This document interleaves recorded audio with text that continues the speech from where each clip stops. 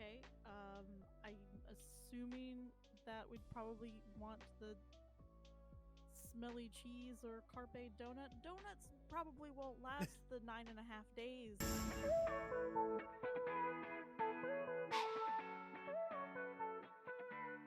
Just to make this a little bit more interesting, Nix, would you like to recap what happened last time for us?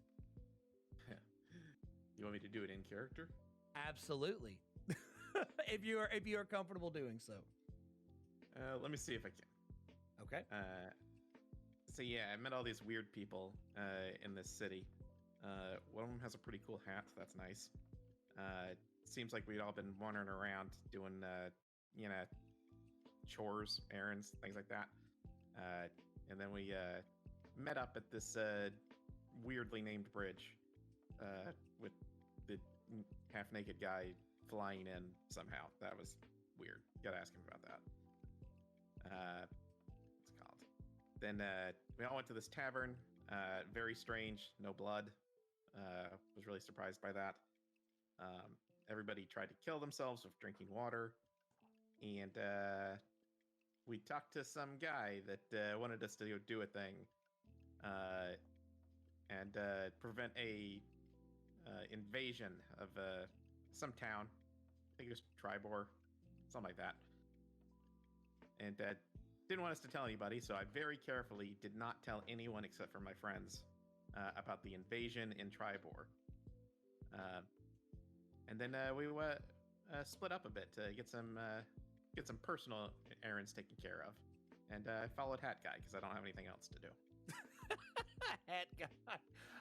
And yes, just to add in some context on top of that, yes, so we're joined by, in the order of the players as they were introduced, by the wonderful Zada, by Duncan, Nix, we have Cadence, and of course the wonderful Rocean and Mika.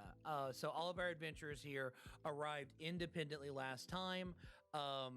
Had a couple specific areas that each of you went and visited, and got your main quest that you were set here to receive, which is there's rumors of about an invasion of orcs in Tribor that's going to be taking place, and your task being to go to Tribor or the surrounding area, see if you can investigate if this is actually a thing, and if so, either prevent it or help prepare the town accordingly before the pandemonium begins. Some of the important things to note here is Cadence, you visited the historical garden, and something that you took note of is a very interesting mural of what looked like various circular things of color that had like almost a gelatinous feel to it. Zada, you went to the Temple of El Mater. You kind of did your check-in, got some supplies that's over there, and you were heading on the way back over there. Duncan, you checked in at the hunting lodge to deliver a couple of writs. Met up with Nix, and both of you are headed back to the hunting lodge. Not sure what you were going there for specifically, but I know that's the direction you wanted to go and check in at. Rocean, you met with your uncle Tuckernut, which you realize is currently competing in the city of Neverwinter here for rights to supply chain management. Uncle Tuck apparently creating a yeeting system for delivering packages, and you specifically also just walked across the river. I think that's an important thing to note. And then Hero landed, which is pretty solid. And then, of course, Mika, you also checked in at Papers and Philanthropy, found an actual scroll shop that had a bargain bin concept to it as well, which is a thing. And, of course, you've got the pseudo-mechanical magical owl mailing system that seems to be taking place as well, and you were given a specific package to open as well, which you, Rocean, and Cadence decided you were all going to go do some shopping before you left Neverwinter. So you three are currently traveling together there, and that's where we're picking up today. So I think the way that we'll do this is we're gonna kick off with the D6 and start things off with Zada.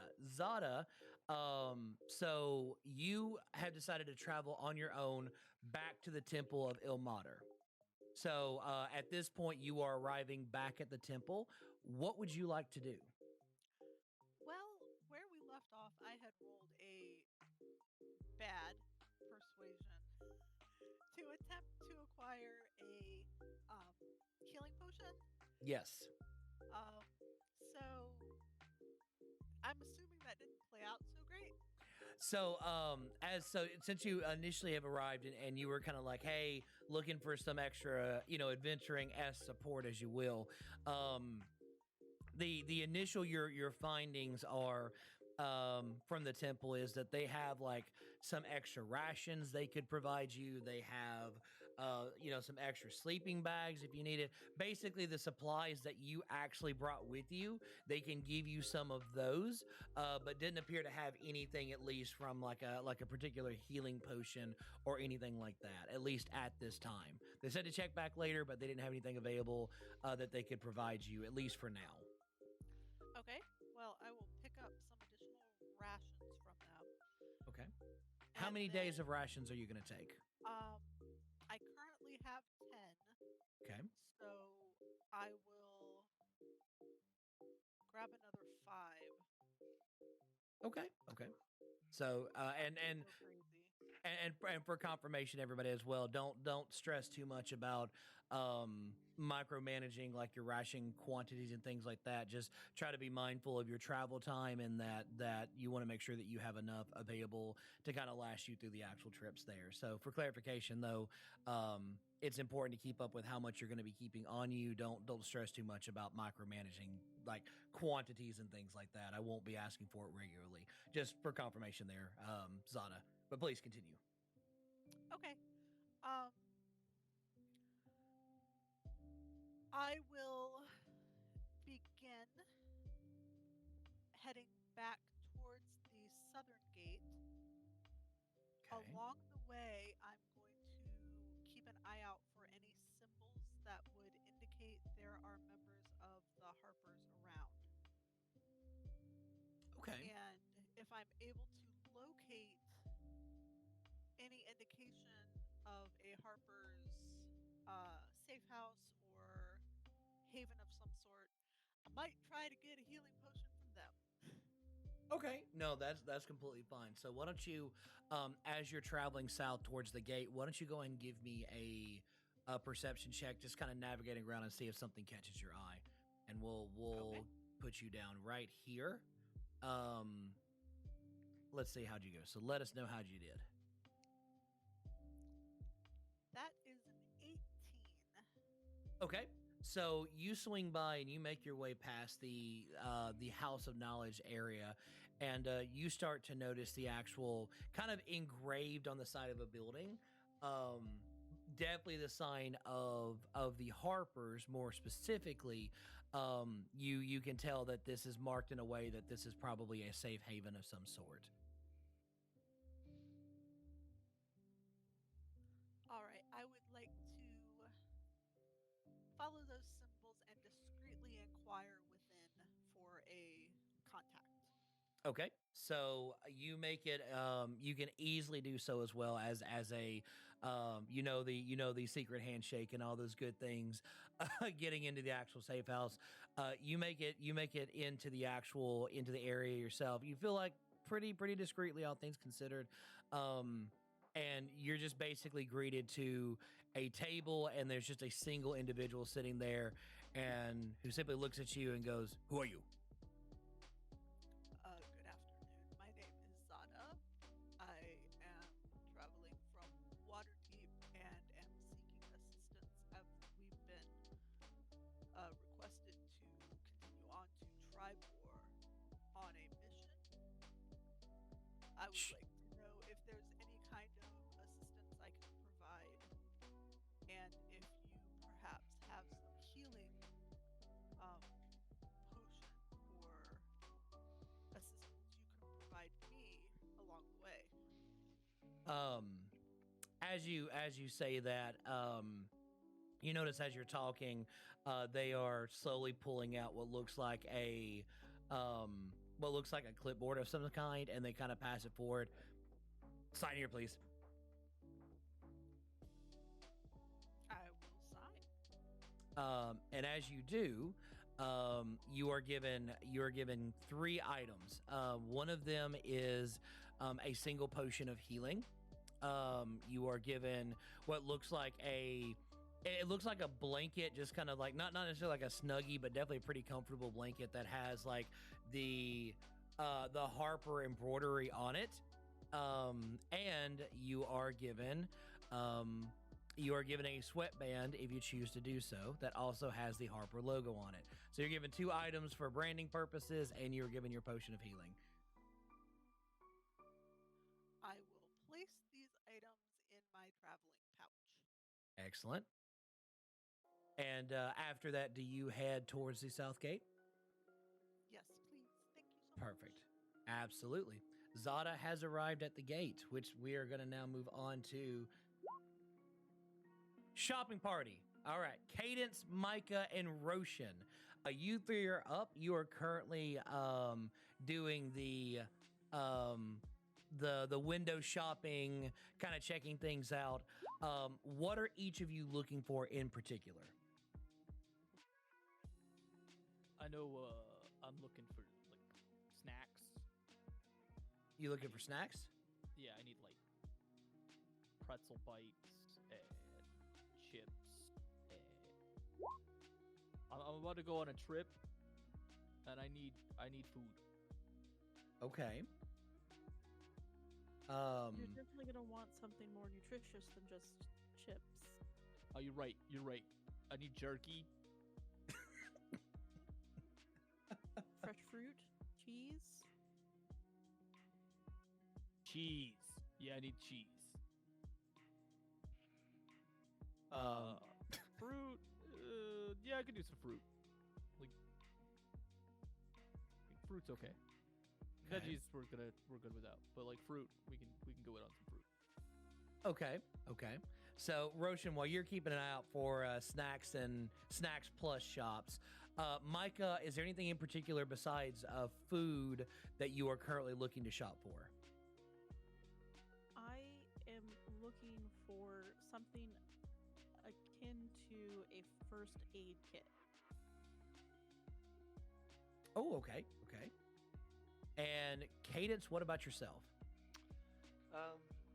Well, I haven't been out of the city much, so I'm looking for like maybe a set of items that would help me on this trip, like an explorer's pack of some kind.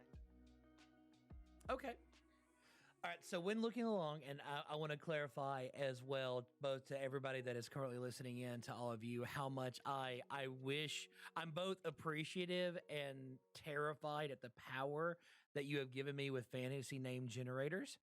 I was a little concerned. Like I was like, I'm not sure how it's going to work out, and I'm so very happy with the results. So here's what you find. Looking for shops available, you come across the following locations. Number 1, Carpe Donut. Rocean, you see a Carpe Donut shop. Seize the donut. How do you know Latin? Yeah. What do you mean? I just saw a donut and I wanted to take He it. knows donuts. I think it was, yeah. I think he just wants to seize the donut.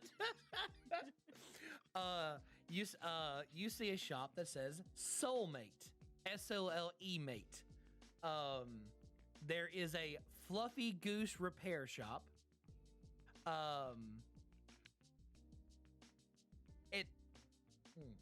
The Shaking Elf movie rentals.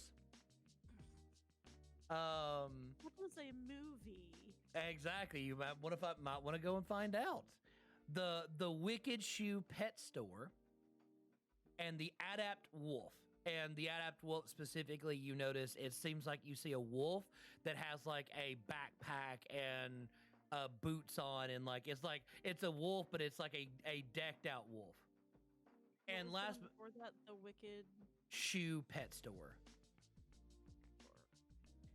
And then the last thing that you see is a store called the Smelly Screen that appears to have a block of cheese on the outside of it.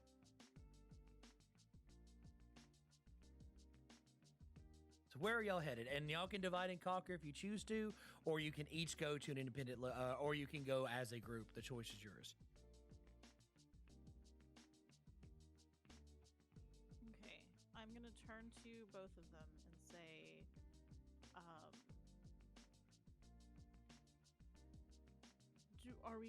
is there a plan? Do you guys have tents? Do you know how to travel long distances in this realm? I say as I look at Cadence. Well, these are all very good questions. I think it might be wise to stick with someone who knows what we need. Snacks.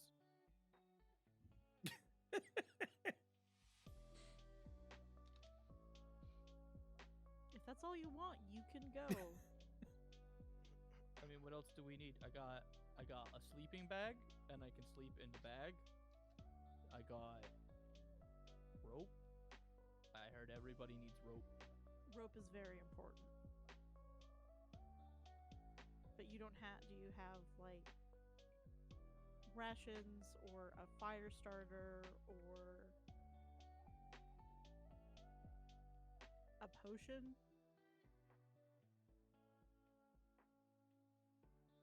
Oh shit. Nope. Nope, don't have any of those. I don't need it. I'll be fine. I got food. Ocean for the Rocean.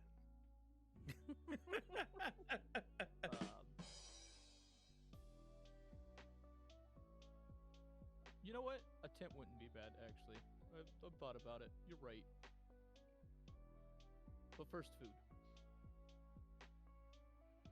Okay, I'm assuming that we'd probably want the smelly cheese or carpe donut. Donuts probably won't last the 9.5 days it's gonna take us to get to Tribor. Yeah, That might be like a first day snack. I was about to say, you get your first half of the week snacks and then your last half of the week snacks. I'm pretty sure like that's like in town, our next meal kind of place.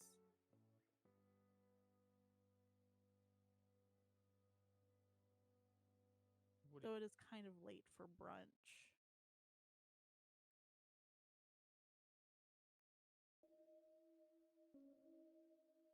See, it'll work out.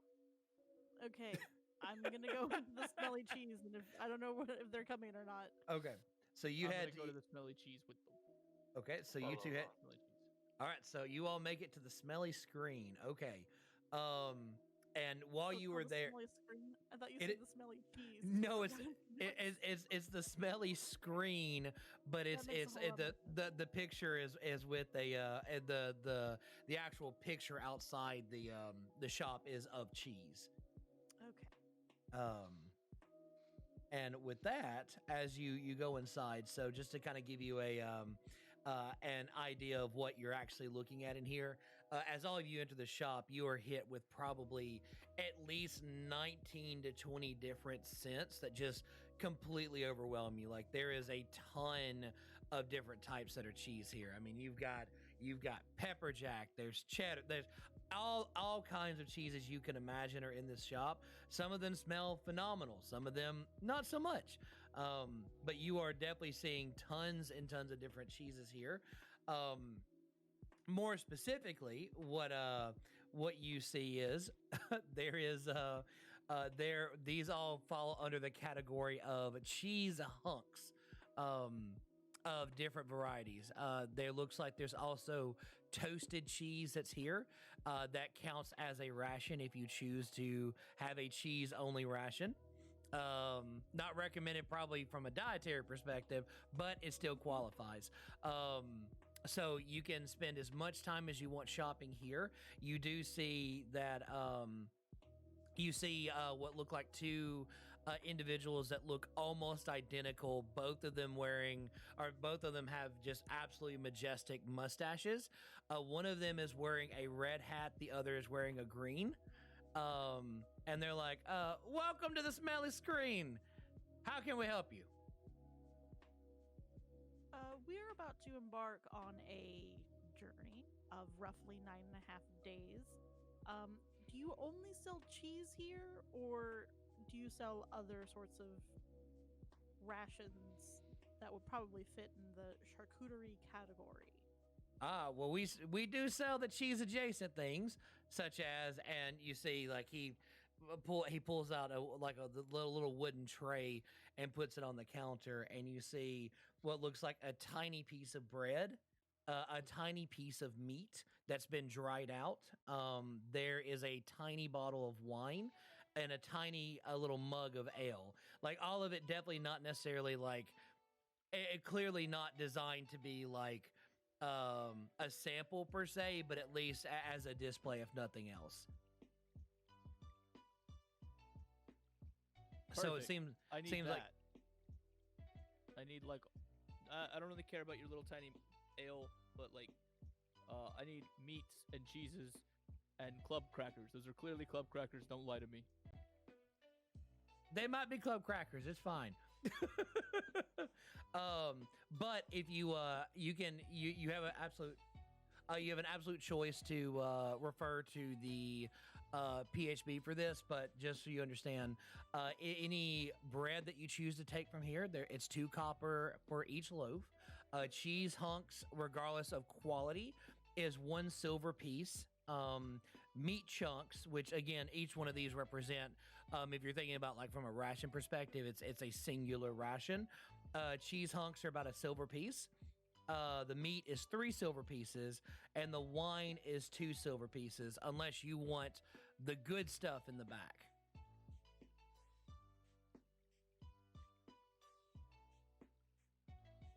Okay. Do both of you have water skins? Yeah. Water skins? Yeah, it lets you. Like, I pull mine out, and it's. Oh, okay, yes. Okay. Just double checking. Didn't want us to leave with you. I was guys gonna not say. having some way to carry water. That's fair. And while y'all are kind of thinking about what each of you are wanting to purchase, we're going to take just a very quick shift over to Duncan and Nyx, and we'll come right back to kind of check in there. So with that, we're going to swap over momentarily over here to Duncan and Nyx. So Duncan and Nyx, you two have arrived at the hunting lodge together. So Duncan, I know you kind of were leading the path here, and Nyx, you were following. Duncan, what are you doing? What would you like to do at the hunting lodge? Real So quick, there I was. Yep. On the way, I'd like to ask about the paper that we're delivering, because Nyx isn't very sure what's going on with that, and she wants more information. Well, What? from my understanding, this paper helps us get the compensation that we are due once we complete the task that we are to perform. Sort of a way to say that once we do that deed, we can go, well, you promised to give us this amount of whatever the compensation is. It doesn't always have to be money, but in this case, it is money. But that way, we can get paid for it. Yeah. So, but it obligates us to things, right? It Standard obligates us. contract. Yeah. All right. Good to know. That being the case, Nyx is not going to currently end her mark on it. Okay. Okay. You are now at the hunting lodge. Duncan, what would you like to do? Well, I go up to that gentleman, and I hand him the writ, and tell him that I got myself and five other well deserved adventurers to sign up for this mission right here. Like, Yep. Oh, go ahead. This is in reference, because at that point in time I also referenced it, because this is for that extra 10% recruiting fee thing. Okay. Well, while you're doing this, Nyx, give me a perception check as you walk inside. Duncan, he looks at, while Nyx is doing that, he looks at the, so the actual, just so you know, Duncan, the person that you hand the writ to has an eye patch on currently. And you see him like he's eyeing the the scroll you provided, he kind of squints, and you see him lift the eye patch up, and then he squints with both eyes, and he's kind of looking over, and he goes, well, everything looks in order, but just a confirmation, Nix, as well. You are not ending your thing, right? Correct. Okay. So he looks it over, and he notices the infernal writing as well. He goes, well, that all checks out. So you got 5 adventurers you're taking with you, is that right? Yes, sir. All right, so here's the way it works, my friend. You complete the writ, you get paid, and then we give you a 10% bonus for each of the individuals you brought along with you. Looks like this is going to be worth about 100 gold, so that means you're going to get about a 10% cut from that as well, just as a way of thinking for bringing in new adventures as well. And then if those individuals start completing their own writs as well, you're going to be able to take a 10% cut of any of the writs that they complete. You understand? It's a pretty solid gig. That sounds great. That sounds can't be beat. Absolutely. Do you know if there's any writs up here on this board over here for anything going towards Tribor? Oh, I'm sure there's plenty of stuff. I mean, we got what they call them, the naughty folk that are running all over the place, just depending on what you're after. All right, well, I'm gonna go take a look. No point in, it's not an opportunity to get 2 wits with 1 walk. Oh, no, make perfect sense. And, we appreciate the support. And you say, as he's talking, like without even looking, he pulls out this rubber stamp looking thing, stamps it on the actual paper, and kind of sets the writ that you submitted in a different pile than the rest of them. So, and while you head over there, Nix, what was your perception check? Only 11. At 11? Okay.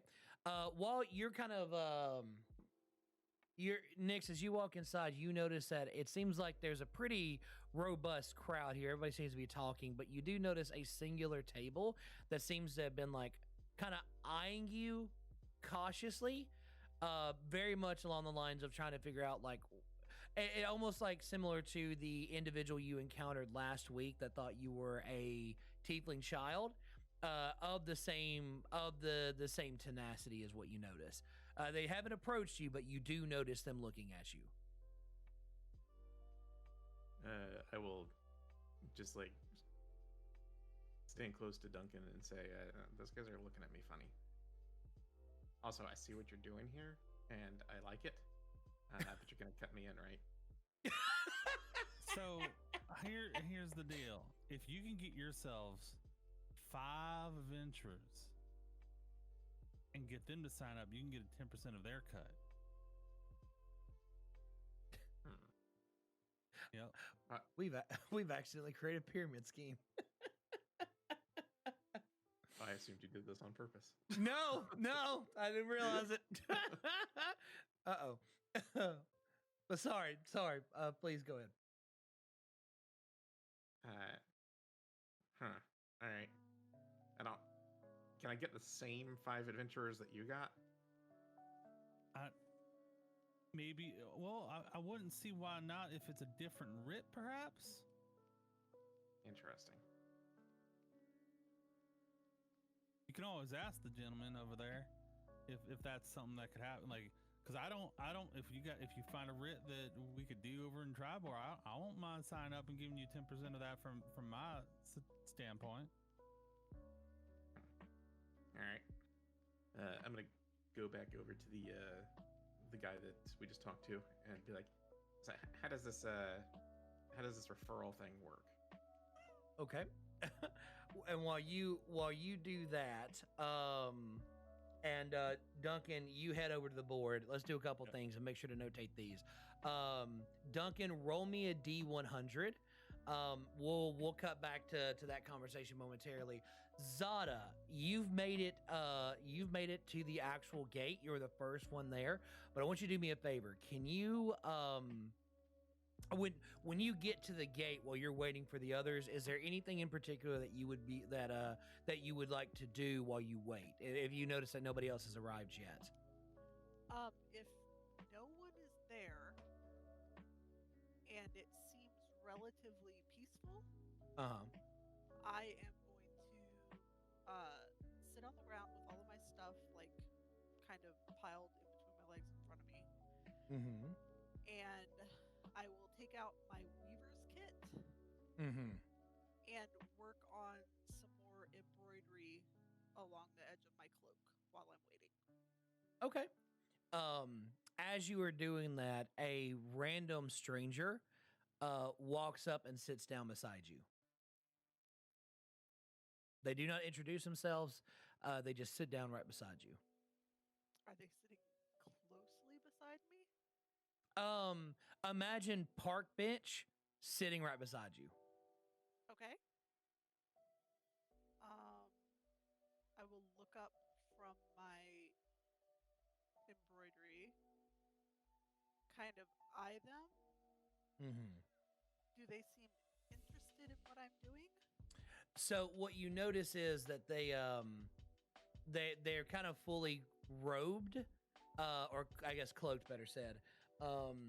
They don't look like they've looked at you. They're just kind of staring forward. Okay. I'll make casual small talk. Like, Okay. if the weather's nice weather we're having. Casual greeting. See if there's any kind of interest. Okay. As you start to introduce yourself, the individual goes, "I am the bringer of curiosity, and I have a message."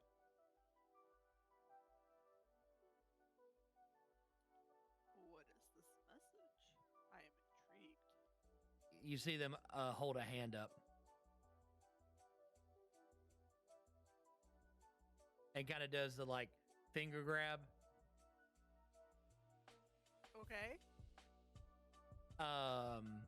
You see, they seem to be waiting on something for you. Yep, exactly. I have a message that is not free.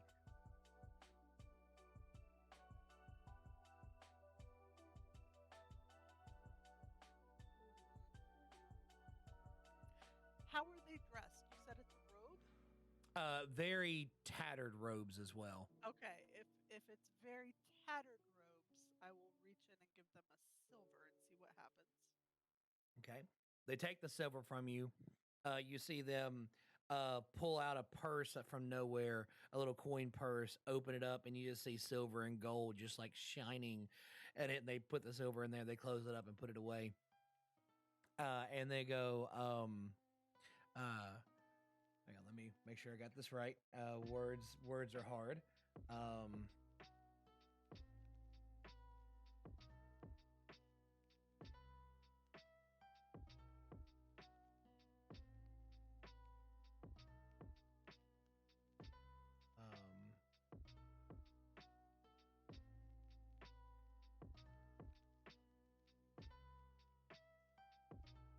Okay. Let's do.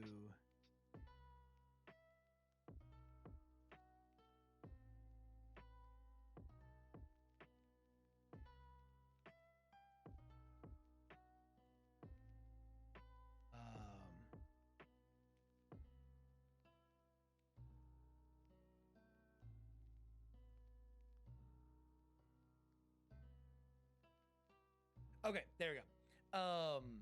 So as you as he pockets the course, he says, and like as you hear the words, they kind of like they almost vibrate a little bit. It's very strange. You be able to feel like they're almost like being imprinted on you to some degree. As he goes, on to Tribor you will go. There are many choices to and fro. As you arrive, head to north. A cave of wonder, you go north. And then he just gets up and leaves.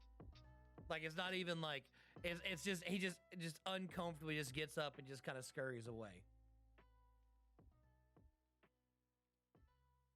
Does he sell hookah and coffee maker that also makes julienne fries? Possibly. He didn't say he didn't stick around for you to confirm. All right.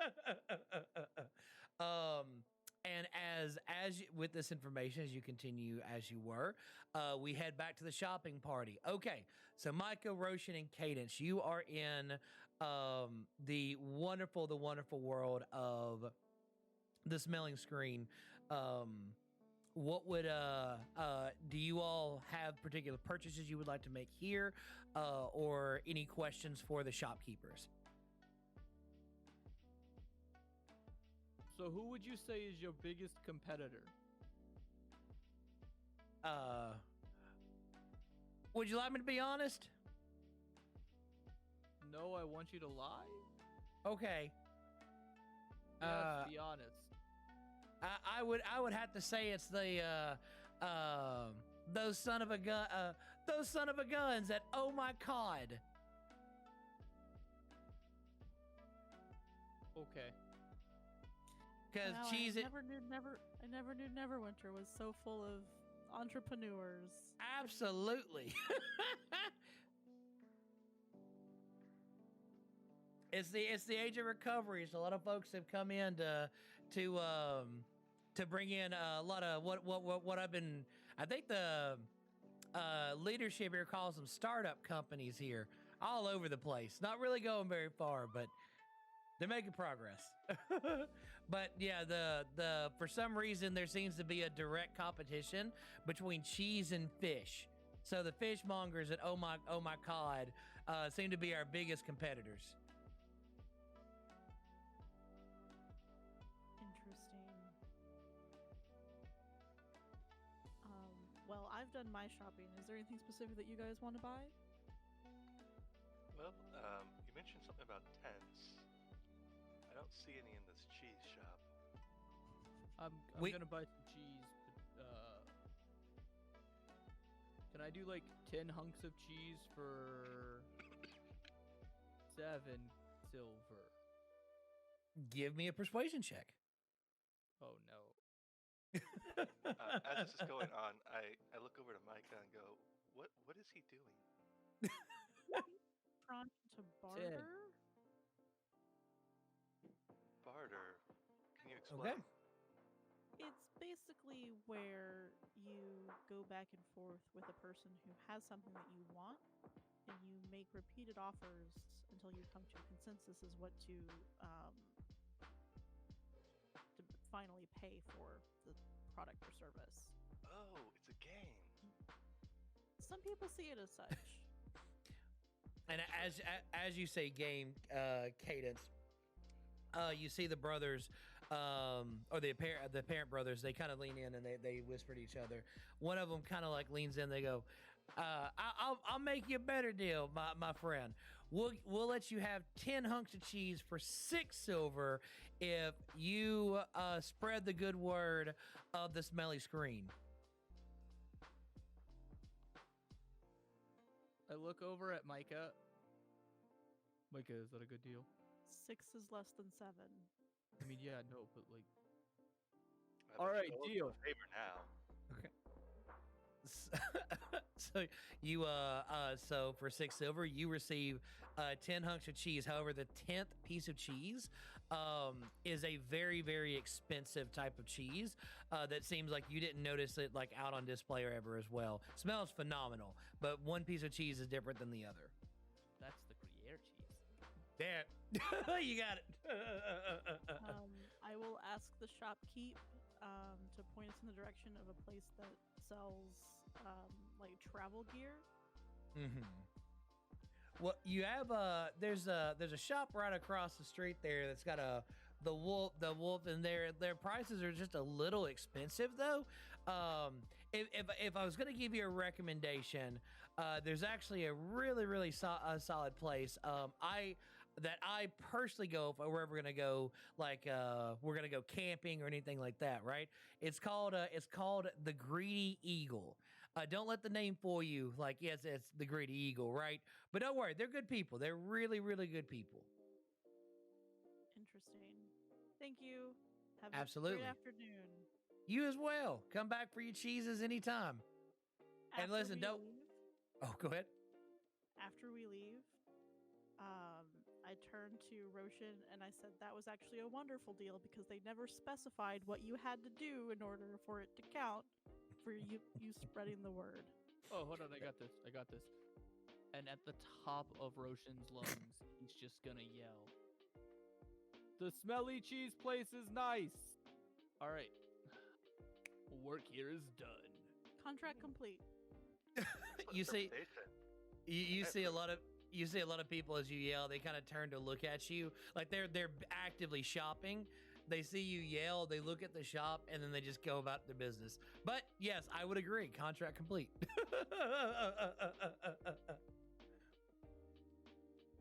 As they say, the devil's in the details. Absolutely. Mika's superpower has been activated.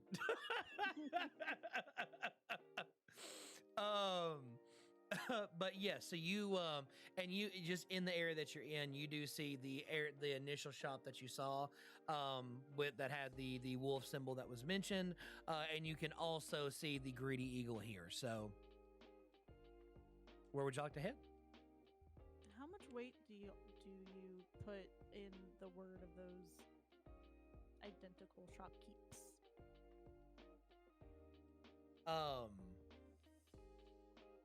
Only one way to find out. Insight check. Okay, give me an insight check.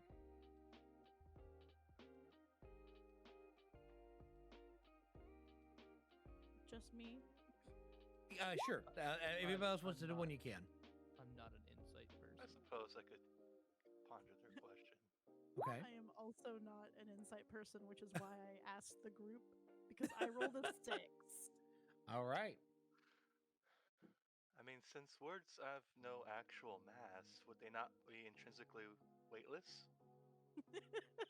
You rolled a 4. Oh no. Yeah, so y'all have no idea. I will say that you do see clientele going in and out frequently of both of these shops, but you do not notice anything out of the ordinary from either of them. Cool. I suppose we could always go in and find out. That's true. Let's do our own research. Which one do you want to go into first? Well, no reason not to doubt their word until we find out firsthand, so I will head to the Greedy Eagle. Let's Okay. go. All right. So as y'all head to the Greedy Eagle, Duncan, Nix. So Duncan, what was your D100 roll? It was a 43. Okay, so we're dealing with lows, which means we're going to be dealing with those. Okay, perfect.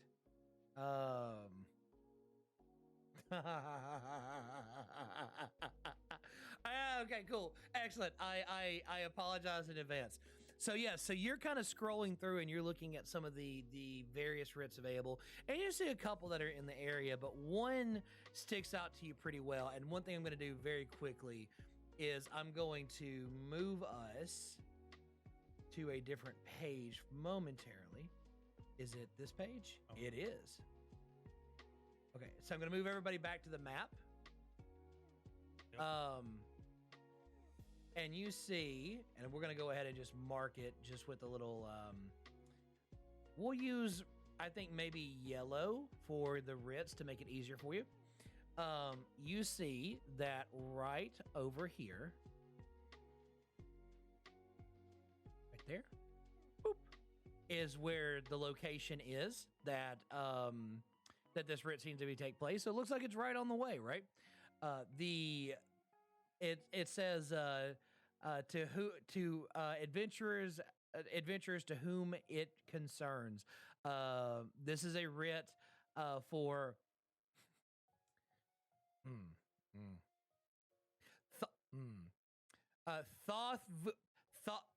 Thoth-Vusmim the Barbarian. Okay. And I'm going to put the name of this barbarian in the chat for you. Thoth-Vusmim. Okay.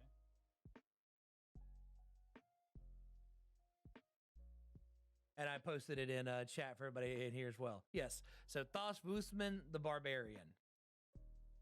There's a reward on Thos Vusman's head for 75 gold pieces. To say why? So looking over, it looks like there's a couple of like, some misdemeanors and things like that, but something that seems to be like who initially put the actual writ out. Apparently, he completely decimated somebody's farm, killed all of their livestock, destroyed all of their crops. And it mentioned something about like a hostage situation, but it doesn't really go into detail.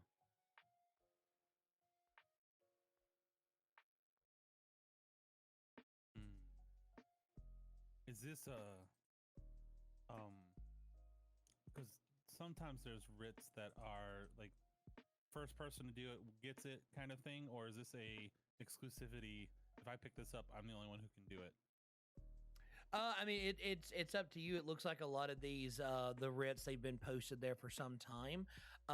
It looks, and you see other folks that are coming up to the board. They're like they're writing the information down, notating it, and then they're leaving. They are not taking the writs off the board. What's the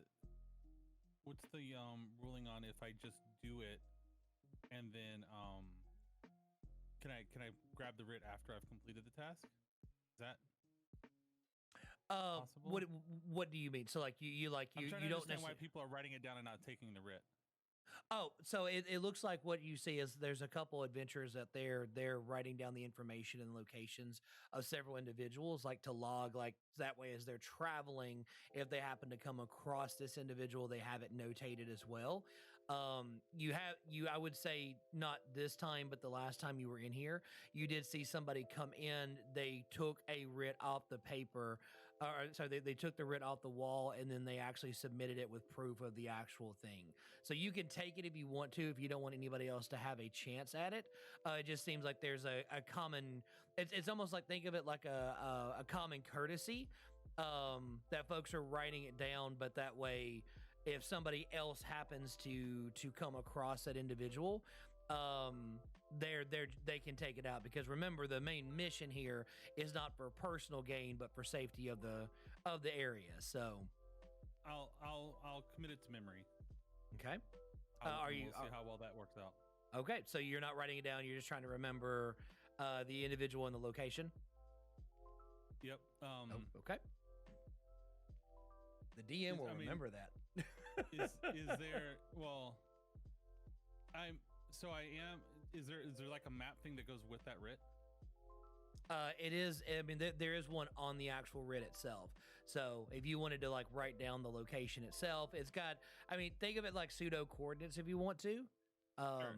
Well, I am an outlander, so I can familiar myself with geometry and the geography and stuff. So I don't know. I'll write it down. Okay. I'd say, especially because as with your background, I mean, you can pin kind of just core like landmark pieces more so than anything, and you should be able to, at least once you get there, find your way back pretty easily. Especially since this is an area that's not been fully traveled.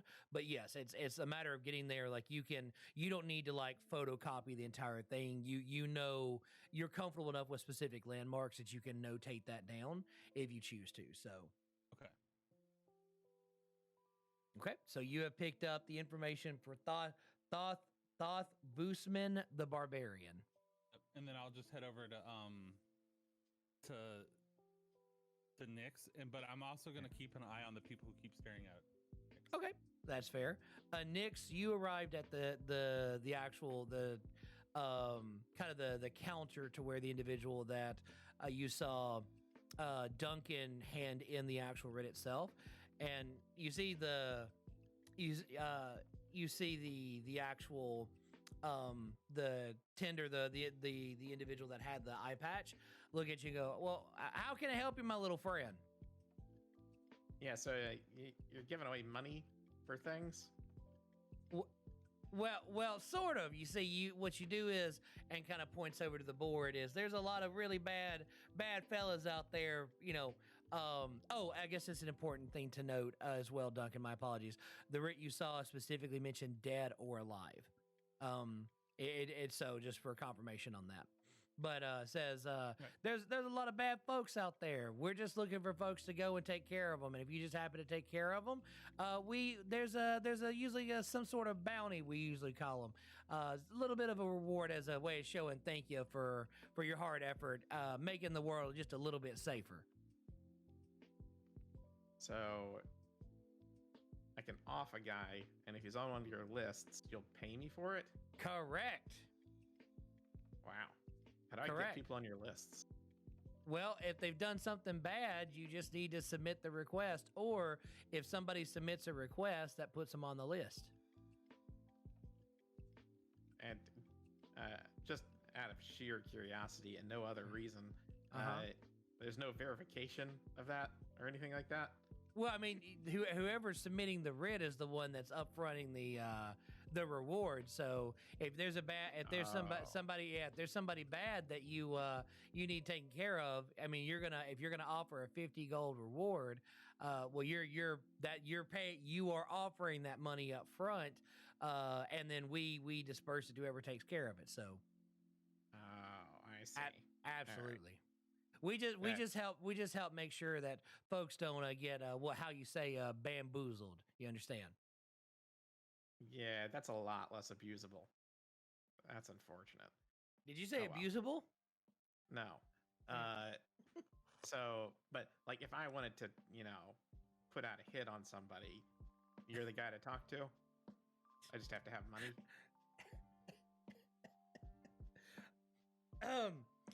Yes, I guess that is a way to put it. Yes, you needed to have somebody taken care of. We're the individuals to take care of it. But as long as they've done something that warrants the writ to be handled, you understand?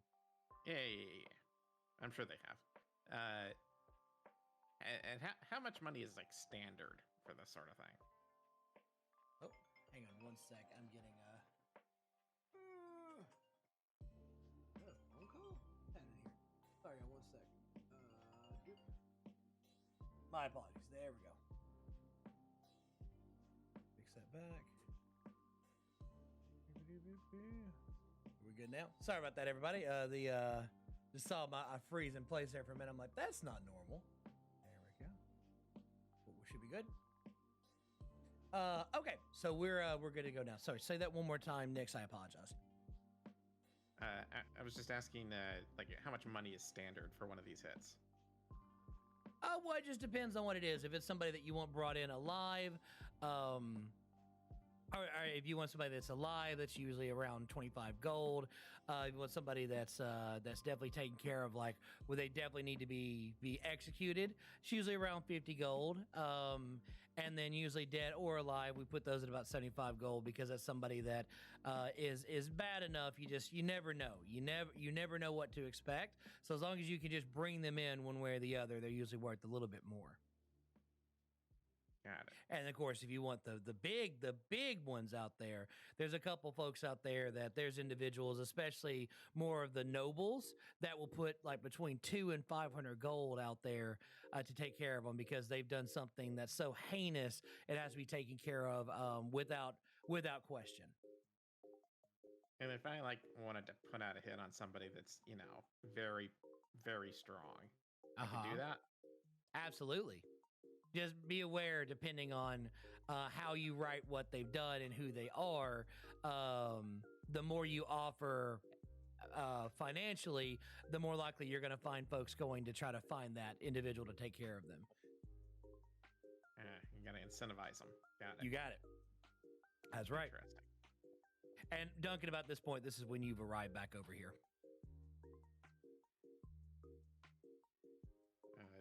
I'll say, so how does this thing work with the referrals? How do I make money off of this? Well, it's not about making money.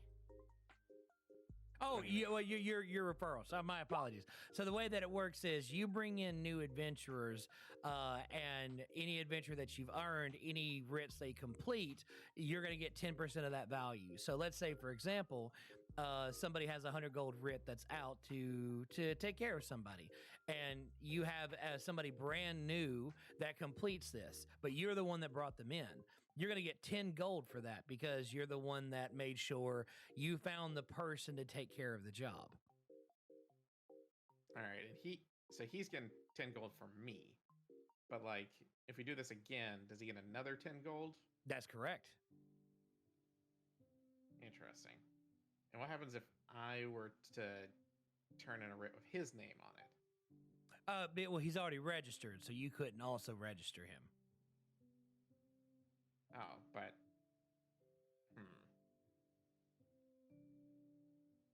I see.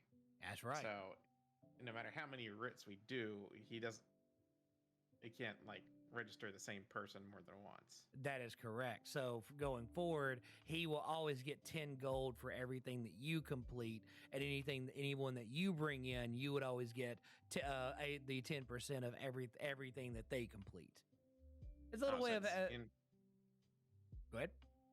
In perpetuity, he gets 10 gold for everything that I do. Oh, 10%, but yes. In the example, 100 gold pieces, 10 gold. Yes, absolutely. I see. All right. We can work with that. Absolutely.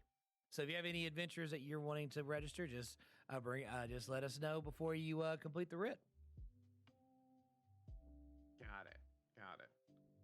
We need to talk, Duncan. All right. So, just a quick confirmation as well. Is there anything else that either of you would like to do before you head back to the gate? I'm good. Yeah, I'm good. Okay, so you go ahead and we'll pick up the conversation after the next update here. But I just wanted to get that. I'm going to go ahead and move y'all. That the conversation you're about to have is going to be happening en route over to here.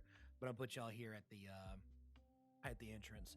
And we're going to shift back over here to shopping party. So shopping party, you all head over to, or you are now inside the Greedy Eagle. Now, once you're inside, you notice two things. Number one, that the Greedy Eagle has two distinct pieces of their shop. To the left, you see brand new, pristine. You see tents, you see backpacks, you see all the traditional supplies, not food, but all the traditional equipment that a standard prep shop would have when you're going out and camping and things like that. There's even crowbars. There's all sorts of stuff here. Perfect condition. On the right side of the store, on the other hand, and you'll notice that it seems like the majority of clientele seems to be on that side, you have what effectively looks like used equipment. So you see backpacks that have a little bit of wear and tear. There's tents that have been patched up. So there's lots of actual equipment, but it's not perfect condition. And you just see a giant sign that just says 90 that says 10% off on everything that's on the right hand side. Interesting. Good stuff. I will immediately go to the right hand side and start perusing. I'll Okay. follow. Rocean, what about yourself? Yeah, let's go. Okay. The important thing to note here, that has all of your standard supplies available, and really your adventuring equipment more than anything else. Everything here is 10% the price of what it is in the actual player's handbook. For example, it's like 90% off. it's at 10% off. So So it's 90% of the sale price. That's right. That is correct. Okay. Yes. So if something's a gold, it's actually only 9 silver.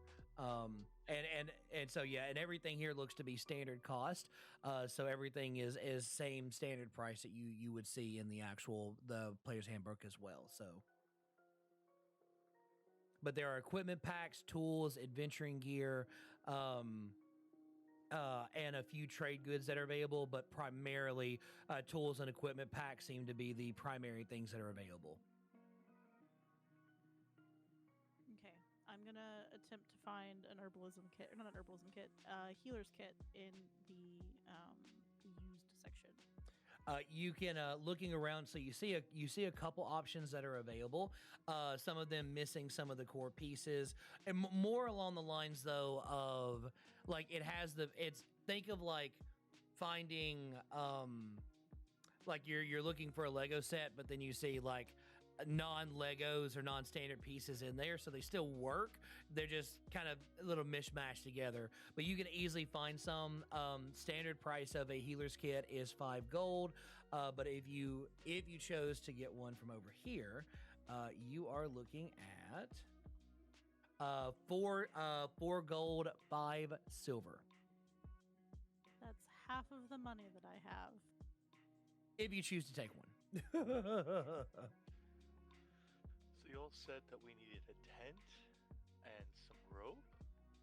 Well, I have a And- tent, and it's a 2-person tent, so someone could share a tent with me if they wanted. Well, that'd be very convenient. I would suggest all of us have our own rope, though. So some rope, and we'll probably be on the ground. So a bedroll. Yeah, definitely. Bedrolls really make or break a night's sleep. That's fair. Let's see then. So I will look for a bedroll and some rope. Okay. So bedrolls, you can see a couple available. They're normally a gold piece, but over here, if you choose to get one that's already been used, it's 9 silver pieces. And for rope, they have 2 options available. There is hempen rope and there's silk rope. Hempen rope is going to cost you about 9 silver because it's normally a gold, and silk rope is going to be 9 gold where normally it's 10 gold. I will say in the used section, there's very little silk rope available, but there is some that you see currently. What are the quality? Between hempen versus silk, or just the quality of the used? The quality of the used Okay. items, because you don't want to have bad rope. That's fair. So what it looks like is the ends of the rope on both sides. It looks like they're a little frayed, but it's still in great condition. So you can just tell that the ends are starting to come apart a little bit. So it definitely still has like structural integrity. It's just starting to wear out.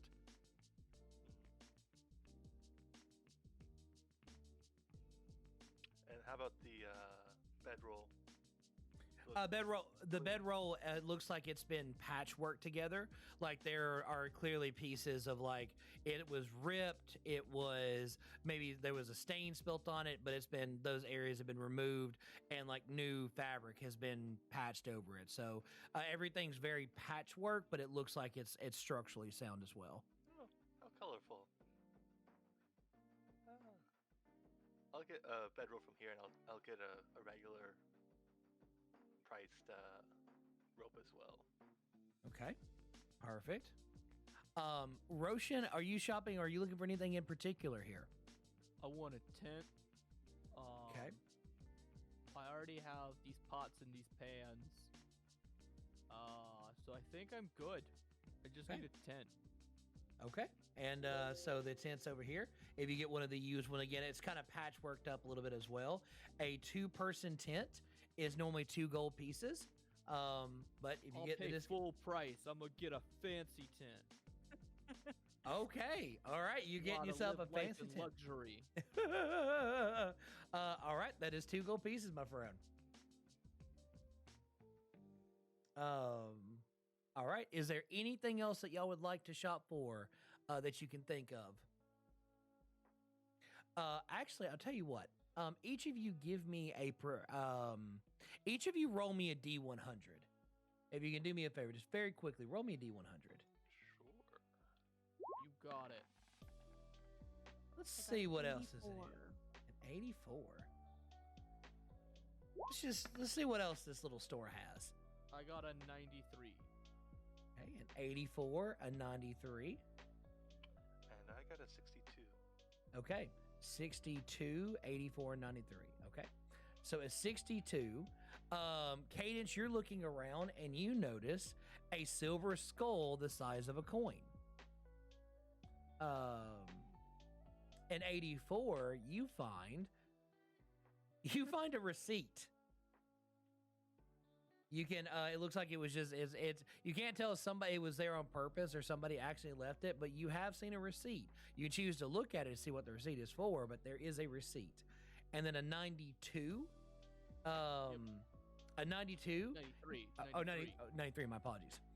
You see an empty wine bottle bearing a pretty label that says The Wizard of Wine's Winery, Red Dragon Crush, 331 422 W. It's just an empty bottle. It is an empty bottle. I leave. Okay. I want to see what the receipt is of. Okay. So you see that it's a receipt. It looks like it was a deposit at a bank. And we're going to say, just for giggles, it's going to be somewhere called, put it there. Yes. It seems to be a bank in a place called, it's weird. It's almost like it's been scratched out a little bit, but you're pretty sure it says Parnast. Interesting. Does it say who deposited it and how much they deposited? It doesn't say who, but you see 1,200 gold is mentioned. I shake my head at their poor bookkeeping. Why on earth would you give a receipt and not put the person's name on it? And then I'm going to put it in my pocket because I might have deposited that money and just forgotten about it. That's fair. Okay. Is there anything particularly interesting about this skull, or is it just a very unique little trinket? You notice that the skull itself, it almost feels like it belongs on a coin, but it almost feels incomplete to some degree. So it's almost like you've got half of a coin. And while you're holding it, it does make you feel kind of sickly to the stomach. Oh, that's not very pleasant. I'll send it back. Okay. You feel better? Good. Well, I think I will collect the items that I've selected and head off, unless there's something else we need. No, I think that's it. At least for me, Rocean, is there anything else you want to pick up while we're in town? Or are we ready to head to the south gate? To the south gate. All right. You purchase your items, and you'll head to the north as well. Zada, we come back to you. So you've been here for a little bit, just kind of like after your interesting encounter with your friend there. And as you were there, you see Duncan and Nyx start to arrive. Now Nyx, was there a particular? You said you had a conversation you wanted to have with Duncan. Is this something that you would want to have before you were back with the party, or is this just kind of general? Okay. So the start of that conversation is happening right before you arrive back at Zada. So, what were you going to discuss? Unless that's something that is a tabled conversation. No, it's fine. Okay. I was just gonna say, all right. So listen here. You're making money off me, which is fine, but you're gonna cut me in on it. Since you get money every time we do this from now on, here's what's gonna happen. You see, I can take my signature off that document anytime I want. Snap my fingers. So we're gonna make a deal. I'm gonna take my signature off because I have to eventually. But I'm gonna let you sign me back up next time. And when we do, you're gonna cut me in say 50% of my fee, and I won't tell any of the other guys that we're traveling with that you're doing that. Got it? Well, I've already planned on telling the people that I was doing this. And because Why? Because I'm gonna give you the same offer that I'm gonna give them. If they find us a job that the group can agree on to do, they can get their portion of the cut that I would normally get. Moreover, if you do remove your name from that writ, you ain't getting paid for that writ at all. So yeah, I'm out the 10 gold for you, but you're out the whole 100. Yeah, I'm not gonna do it till after we turn it in. All right, I'm just letting you know. Be careful trying to screw over that system. The system, you don't want to see yourself up on that rip board, or someone's gonna be making a whole lot of money off of you. That's a good point. But regardless, I got to take it off eventually. But no choice just to let you know, if you find us a job that the group agrees on that we're gonna go do, the 10% I would get from you, you can have it. Sort of like a finder's fee. And about at this point, this is when both of you arrive, and Zada, you see both Duncan and Nyx. I wave. Well, howdy, Zada. So you got yourself some weavingness going on right there. It passes the time while I waited for you. Sensible thing to do. Has everyone acquired their necessary travel items? And as you say that, Zada, that's when Cadence, Rocean, and Mika arrive. Gang's I all am together. to tell you that the smelly cheese place is really nice. Oh, you've already obligated yourself. You don't have to keep promoting them. But I- cheese. What's cheese? I just got like hard pack. Apparently, it is fermented or curdled cow's milk. Cow's milk, goat's milk. It's tasty. Huh. Nuts that. Haven't had cheese in a while. Good for your gut bacteria. Well, anybody ain't got any other business, we can head on our way if y'all want to. Did we ever decide on whether or not we're taking the road or walking through the forest? You did not, and this is actually a perfect time to swap over to. Let me go back over here to our map, so we can decide that. Now, I do want to ask very quickly, and it's no concern either way. Is there anybody in particular here? Like, is there a specific individual that's going to be doing travel checks, or kind of pathing for y'all? Regardless of which way you go, this is the token that we're going to use to represent on the map. Is there a particular individual in the group that they feel like they are very qualified or suited for tracking on the map, and as you are traveling along here? I feel qualified. Does that count? It does. It absolutely does. I still don't really understand the concept of a map. I mean, I think Ranger Boy might have a little bit of experience. The magic on this map is a little weird to me, but I mean, I can read it pretty well, and I might be able to, figure some things out here and there on what looks like what when we're going by the things on the things with the things that we're doing thing. I'm less confident in Ranger I was gonna Is that common? so lost. Speaking of which, I do want to bring to y'all's attention that our friend Nyx here found ourselves a potential secondary mission that we could do. And I'll point to the part of the map where there's a gentleman that needs to be caught dead or alive for some money. 75 Oh yeah, gold. I totally did that.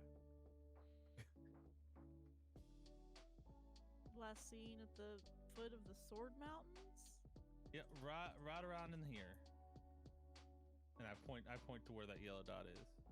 Right there. Okay.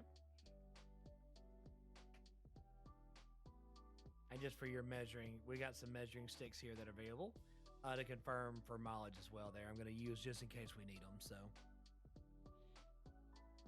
And to let y'all know, because I've gone in with this with the hunting lodge here.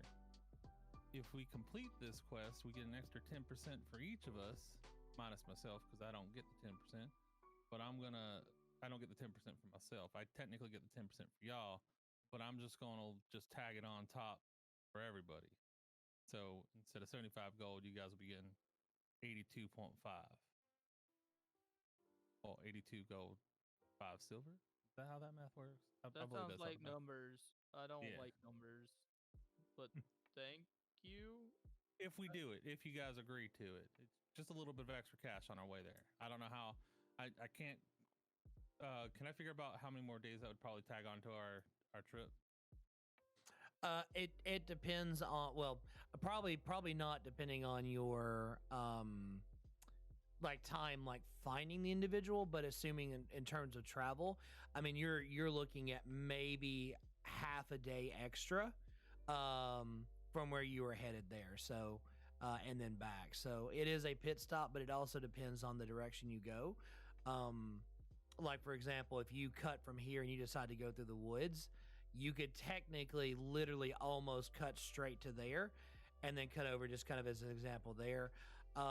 If you go down the road, you're going to end up being, you're going to have to go off the beaten trail either way, but it doesn't look like it's very far off the road. So you're at max an extra day.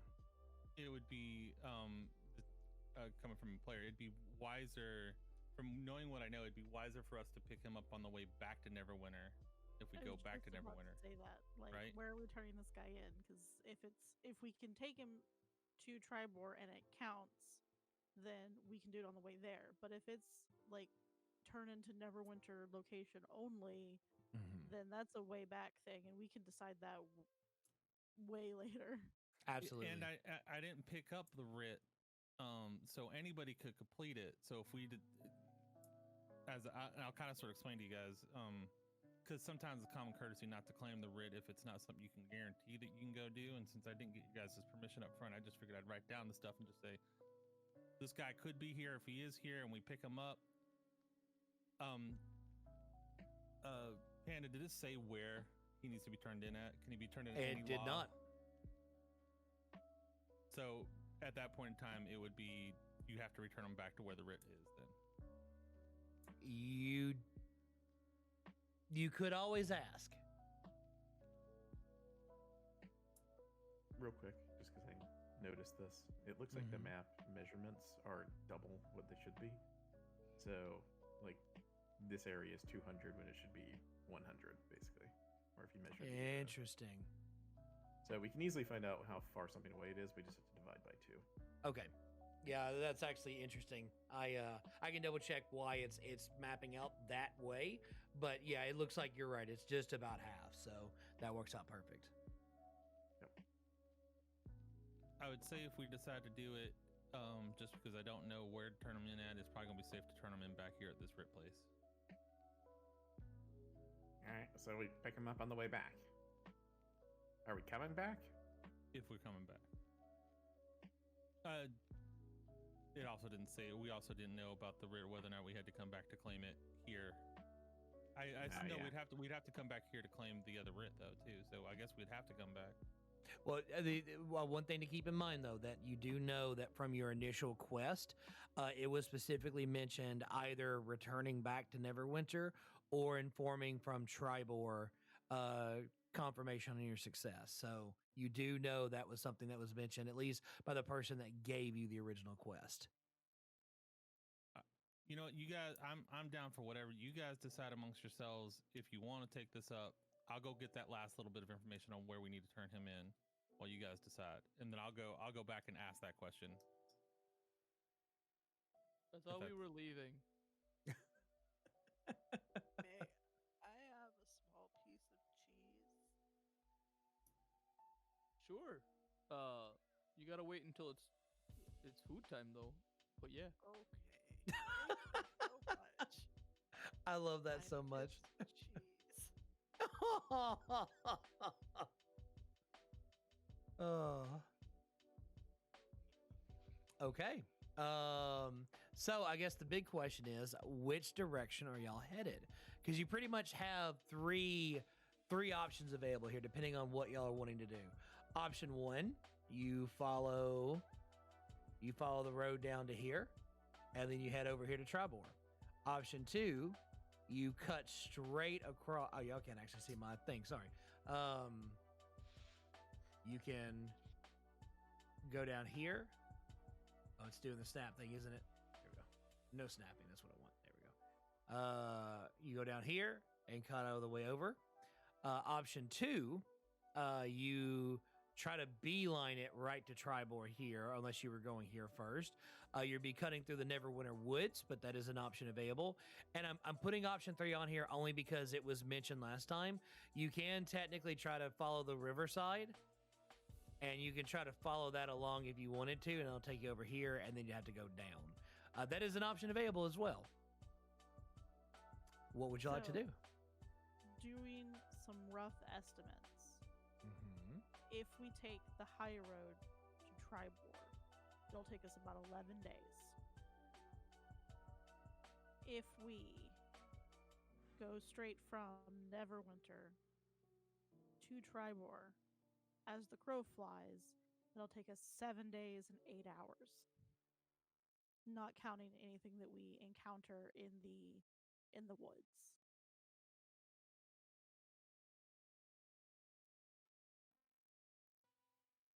So if immediacy is important, we should probably go straight through. I don't know if this incursion's gonna wait more than a 10-day. All right. Well, let's So- just go straight there then. Why wouldn't we? The shortest distance between 2 points. Use It's a straight line. teleportation. And pack of wolves. All right. Going straight there, it would take us it's 200, so 8 days. Just about, yeah. Just about.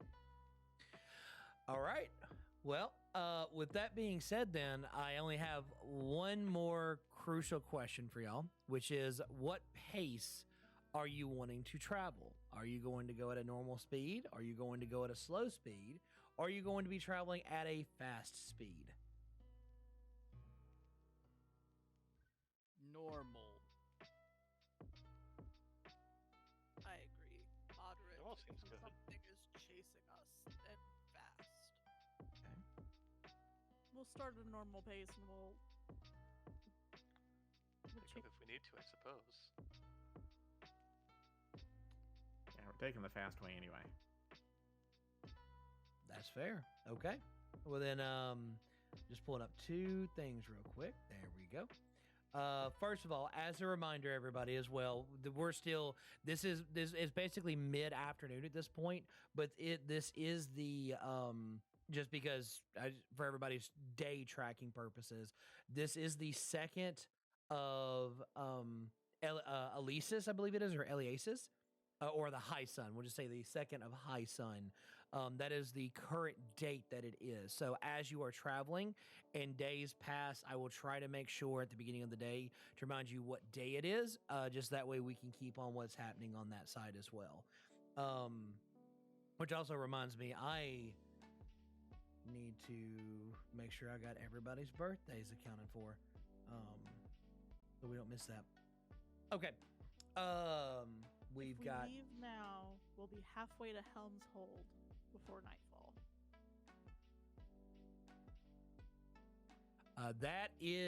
That's actually fair. Yes. Where it is, and actually, since you noted that, because I'd say at least in the immediate area, we should be familiar with that. So let me go ahead and make a note of that. Let's see, there we go. And we're gonna use, let's use blue for the key points along the way here. It's about right here. And that is... Where'd it go? Uh-oh. Did that disappear? It did. Uh-oh. I don't know. There was a box, and now there's not a box. Let's try that one more time. I'm going to go to... Put this on the background that way. That's fine. It's being a little tricky. So we're going to put it right there. Y'all should be able to see it now. I'm not seeing anything. Okay. Double maps should be like right there. Okay. Can y'all see it now? An extra box? Or is Duncan... Duncan might be over it. Let me see.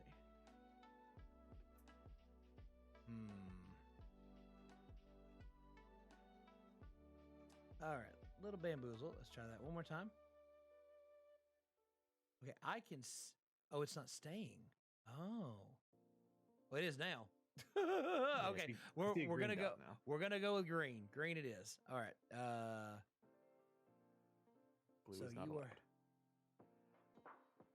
are headed over to Helm's Hold.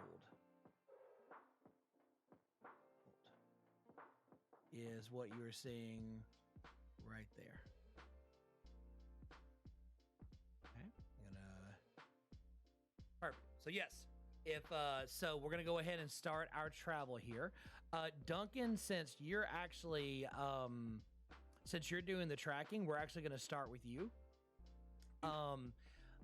Let's go ahead and notate a few things for your travel, just for quality of life things that may or may not be important to you. As you start your travels today, go ahead and roll me a d20, if you can, please. And then that's Fate. Feldoth, roll me a d20. And then Humble, roll me a d20. Do I make it to the hunting lodge and back with the information I was looking for before we take off? Oh, did you go back? Yeah, while they're deciding which way we went, I was going to head back and grab that information on where I need to turn that in at. If it's not listed. I would say you that should be fine. You reconfirm just like with the other quest it's a matter of, because you have, as long as you have a place that has a mailing location that you can actually send confirmation back and proof of the deed, they can send confirmation details back to you as well. So you would need to make sure that the guy's head. I'll let the, and then once I'm back, I'll let you guys. It doesn't looks like we could turn them into Tribor if we need to, and it is dead or alive, so we don't have to kill him if we don't need to. Okay. It seems like it'd be a lot easier to just mail his head back. Might be too heavy. Duncan, what was your d20? 2. Got a 2? Okay, it's a pleasant sunny day. The let's see. Nix, how'd you do? 10. No wind. And then of course, Cadence, how did you do? I got a 3. No rain. All right, it's a beautiful day of travel, my friends. And then so since those are set, Duncan, roll our first encounter check, my friend. That's still a D20 or is that D100? That is a D20, my friend. 12. Okay. With a 12. Oh, there we go. Okay. Because of the time of day, looks like everything is fine. All right. And we've got time for one more check before it's going to be basically evening time here. Nix, roll me a d20, my friend.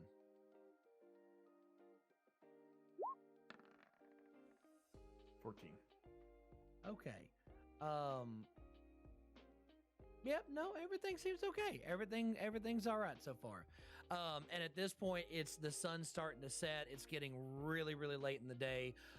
So you have a couple options here. You can either try to progress through the night a little bit longer, risking potential exhaustion, or you can go ahead and start setting up camp. What would you all like to do? I think it's camp time. I yawn. Okay.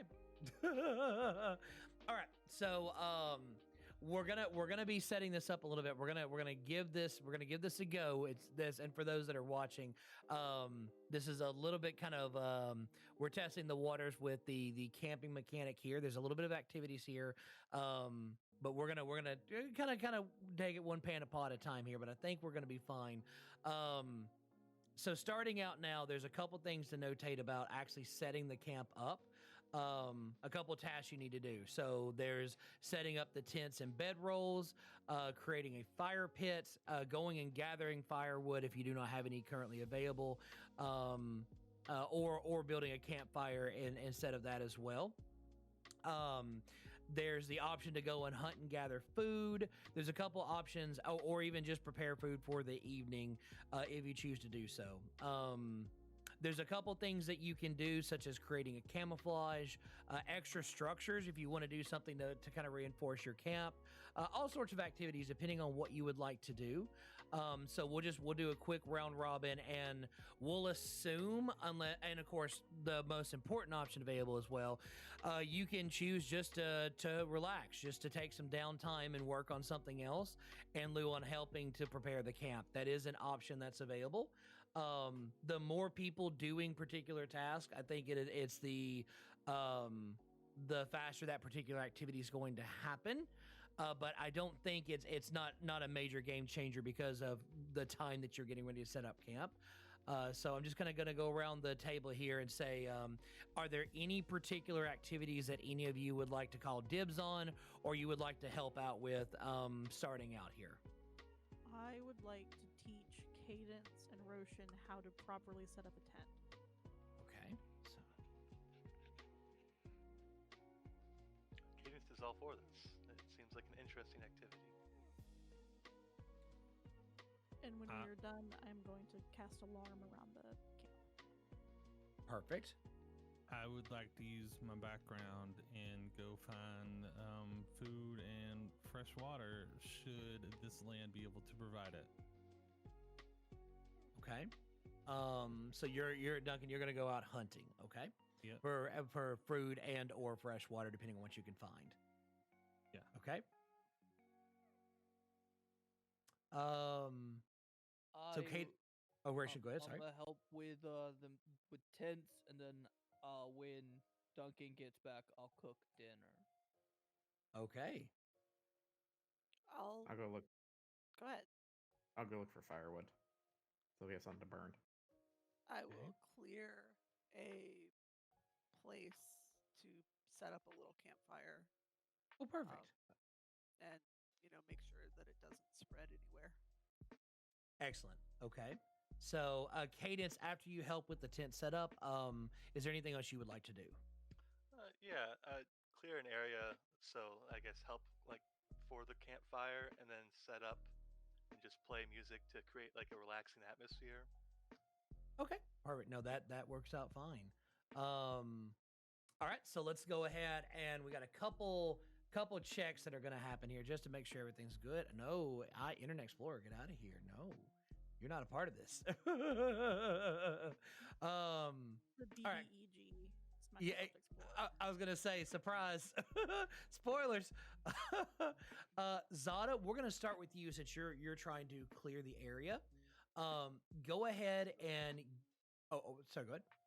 No, I was just agreeing. Okay. Do me a favor and give me a survival check. Alrighty. Not horrible at that, but it all depends on a roll. That's a 13. Okay. A 13, and you get a little bit of a modifier because of the location. Okay. So yeah, you find an area you feel pretty good about, like where y'all can set up. You don't notice like it's kind of just on the outskirts of like kind of an incline, so you feel like it's a pretty safe place to set up. You clear the area no problem, and you actually can you effectively take a little bit of time to help dig out an area for the fire pit itself. It works out because the area that you had stones already kind of established there, so no major, like you don't need to adjust anything. It just kind of worked out perfect. So Zada, you that is a checkbox for you, my friend. Next up, we're gonna go with Nyx. Okay, so Nyx, you said you're gonna go out looking for firewood. Yep. Go ahead and give me a survival check. Is this the listed one? Yes, for gathering firewood. Okay. So that's a intelligence-based survival check, which is just my intelligence modifier. That is an important note. My apologies. Yes, this is an intelligence-based survival check. That's a 21. Okay. Yeah, no, you can easily go through. You find suitable firewood, especially because it's the weather today has been perfect. You find enough firewood specifically for the day for today's campfire. If you want to choose to stay out a little bit later to try to find more, you can, but you for sure have found enough to take care of today's camp. Okay.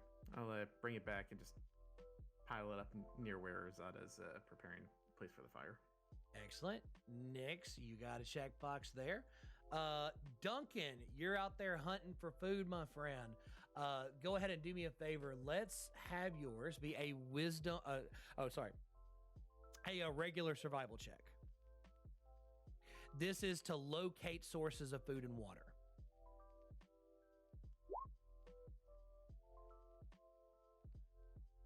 That'd be a 21. Okay, yeah, you think you found a pretty solid place. Not necessarily any water in the nearby area, but for sure food. So you have a couple options here. Do you want to set traps for small game? Do you want to lay in wait and wait on something larger to come through? Do you want to look for edible fruits and berries? Or would you like to dig up edible roots and tubers?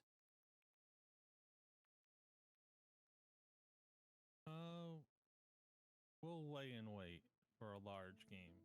Okay. Give me a wisdom-based stealth check.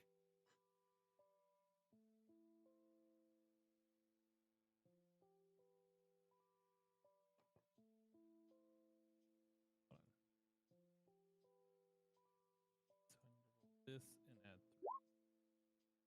That would be 12. Okay, so you're kind of laying waiting, and after a little bit, you see 3 things that kind of come into your view. One of them is a beaver, one of them is a deer, and the other, it looks kind of like an owl, but you're not really sure. Which one are you going after? The deer. Okay, you easily take out the deer. You believe you at least you have enough meat to take care of you for the meal for tonight. Awesome. Okay, so Duncan, we're gonna check that box. Perfect. So Micah, you're basically kind of leading the introduction to setting up the tents and bedrolls and things like that. Micah, you're gonna have advantage on your initial check. Okay. Because even though you're kind of showing Rocean and Cadence how to do this, they are assisting you to some degree, so that's going to give you an advantage on your initial check. Since Zada already kind of found a good place for you, let me have an actual strength-based survival check to set up the tents. Strength-based survival check. That is correct. Okay. And you have advantage on this. This is a D20 plus 1. You got this.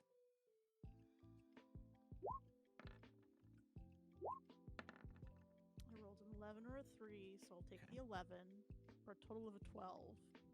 Perfect.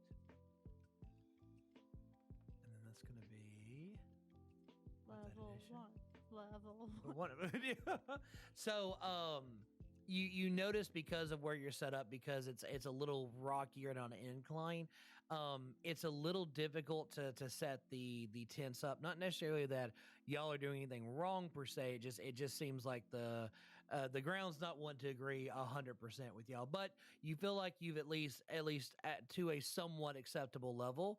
You feel like you have set up the tent where at least it's going to stand up and to where you can get the bedrolls out, and you have set up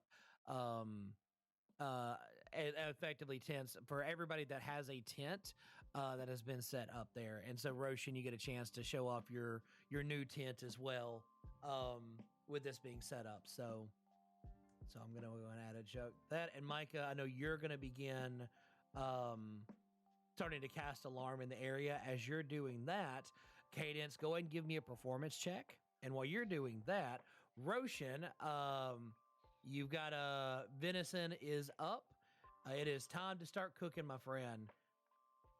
All right. Let What do cook? Let's see. Go ahead and do 23. Sorry. 23. Oh yeah, no, you jamming. You're good. You're good. It is as solid as the lo-fi that is currently playing on the stream. It is going great. Are you proficient with cooking utensils? Yes. Rocean. Okay. Then go ahead and give me a wisdom cooking utensils check effectively with advantage because you are proficient. Hold on a second while I make this skill. As Cadence is playing, I take out my silver thread and my tiny bell, and I start making basically like two 20-foot boxes. So over the course of 20 minutes, I can outline what's basically the entire camp. And after a little bit, I start my incantation as I'm ritually casting this starts to fall in time with the song that Cadence is playing. Oh, I'm digging this. While Cadence is playing, I will go through some basic Tai Chi and wind down martial arts stuff. Okay. I'm gonna help with the cooking by just standing there and making commentary, and occasionally setting my hand on fire and throwing flames at places where Rocean tells me to.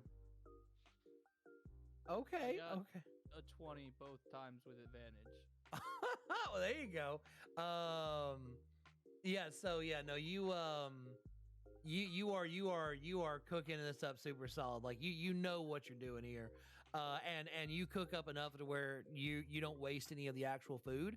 So you make enough that you officially cover everybody's rations for this meal and for the day. So nobody has had to use any rations for today's meal. I mean, this is going to take y'all. This is going to keep you taken really good care of there. So How big was the deer? we'll say it was it wasn't full grown, but it was almost there. So I'd say if you want to try to salvage enough where you have like an extra ration for tomorrow, you probably could, but probably not more than that. Okay. However, Rocean, roll me a d8. 4. What's your proficiency modifier currently? Or proficiency bonus? 2. Level 1. Everybody gets 6 temp HP. You're gonna start tomorrow off with 6 temp. You're gonna start tomorrow with 6 temp HP because Rocean's food is that good. Nice. Okay, so everybody's been fed. You feel like the tents are set up pretty well. Alarm has been cast. Everybody's definitely jammed out a little bit. Is there anything else that y'all would like to do before you call it a night? I'm gonna give Zada a hunk of cheese. Ah. I'm so happy. The cheese goes perfect with the meal that Rocean prepared as well. I'm Set it. melted a little bit. Set it off to the set some of that off to the side. There's like a little treat for later. Awesome. Thank you so much. I miss cheese. How does the weather look like it's going? Roll me a d20.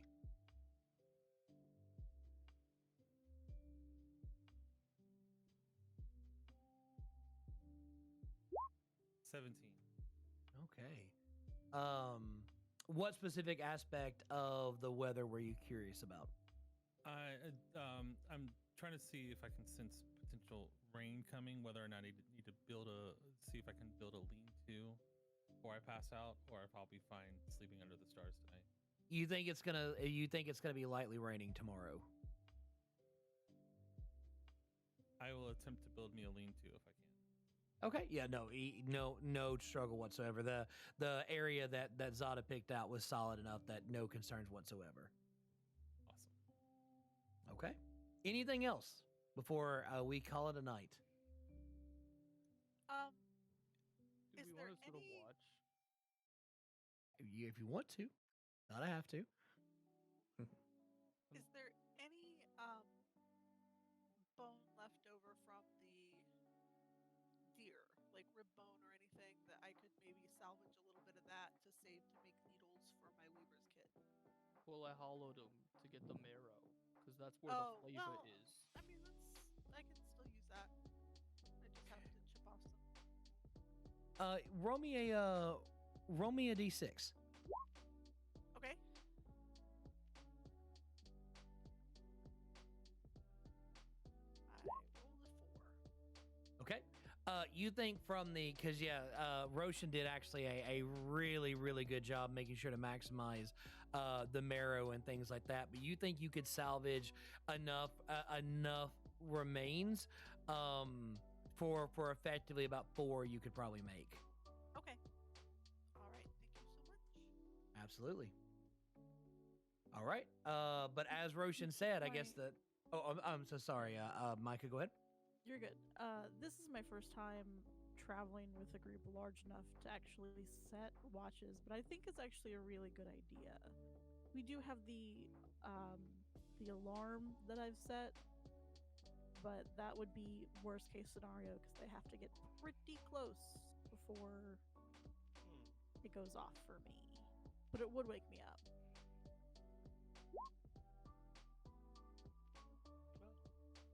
Okay.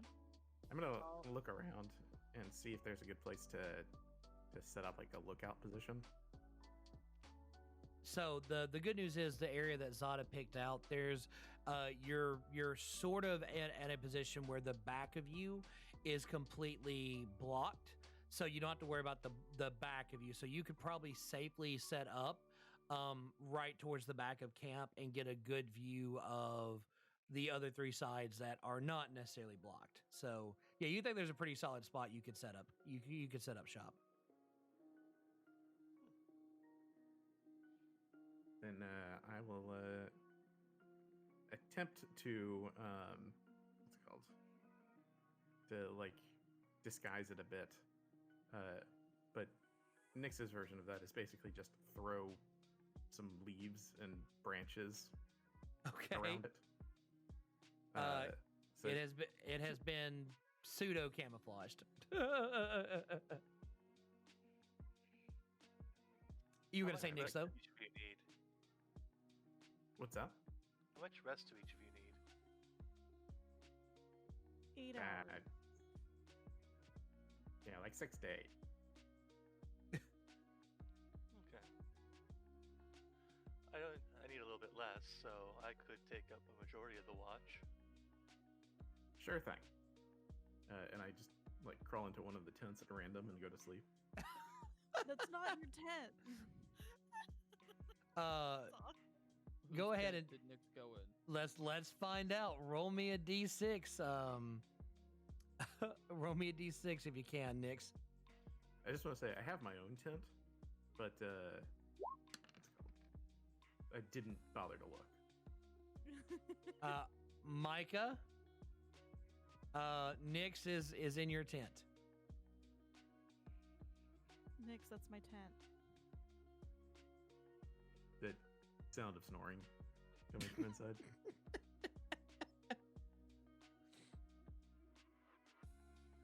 I'm gonna reach in, grab Nyx by the leg, and drag her out. Okay. 5. Hey, that's my tent. What? So? So There's plenty of tents here. yes, but I set this one up for me and Cadence. Your tent Fine. has holes in it, and it smells like sulfur.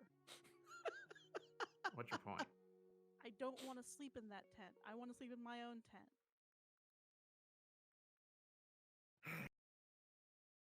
Nyx will wander over to her tent and crawl inside. Okay.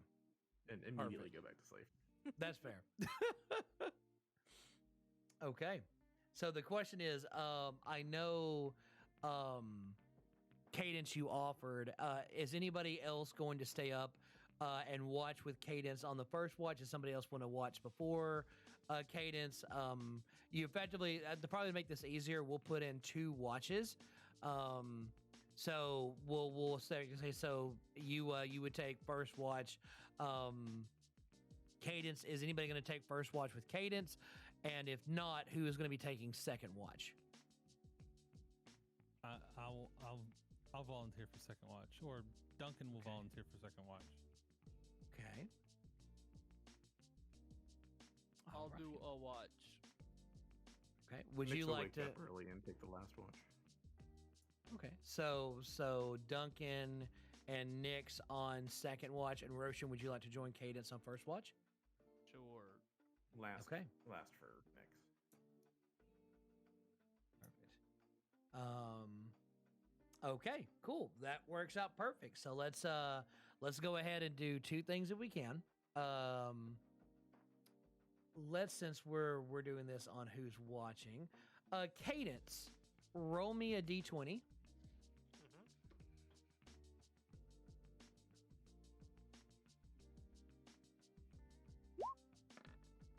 12. Okay. Cadence, Rocean, pretty quiet. Nothing super bamboozling. Everything seems pretty brotastic. Everything's fine. Duncan, roll me a d20. 19. There it is. Roll me a d100, please. Okay, so kind of setting us up where we are. So everybody is currently snoozing away with the exception of Duncan and Duncan and Nyx, Team Hat. I didn't realize, Nyx, that you were with the Duncan again.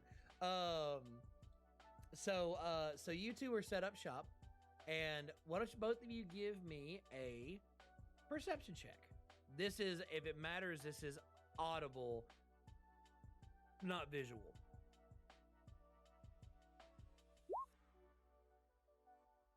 Duncan got a 16. Okay. I gotta know. Gotta know. Okay. He's no, just sitting by the fire, looking directly into it, poking it with a stick periodically. that's fair. Okay. Yeah. No. Yep. No. Him a sweet boy. Him a sweet boy. Let's see.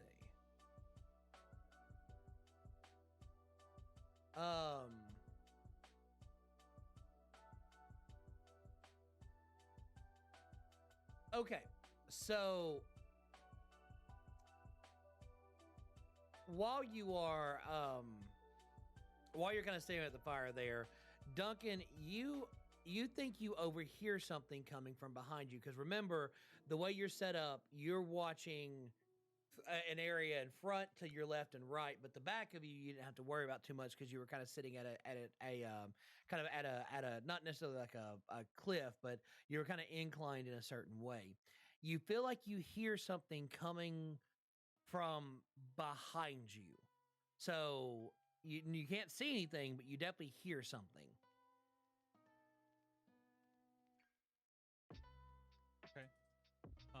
What do you do? I head over to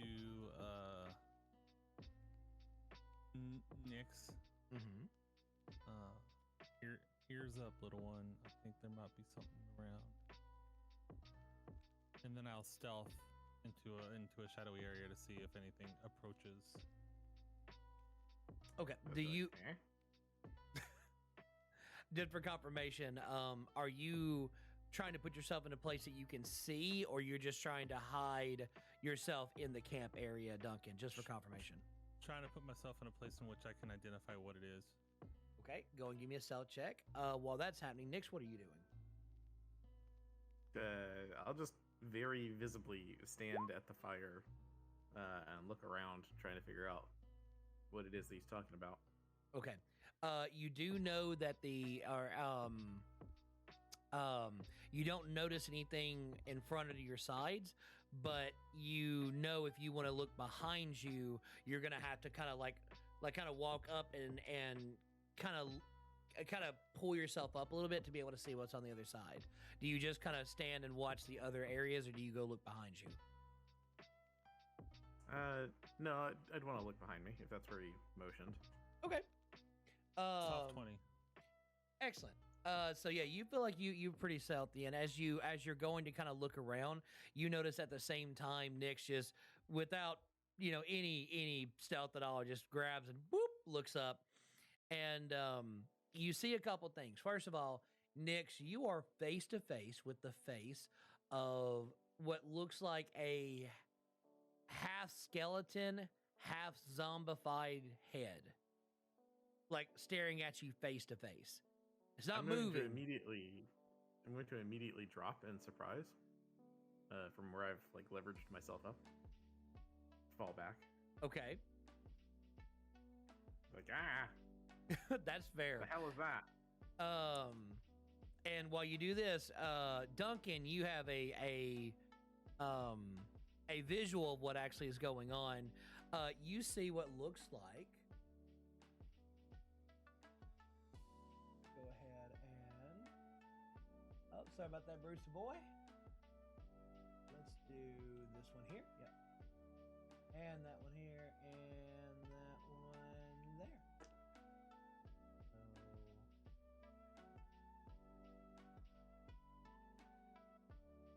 About 20 various corpses laying across what looks like a pseudo battlefield of medium-sized creatures, and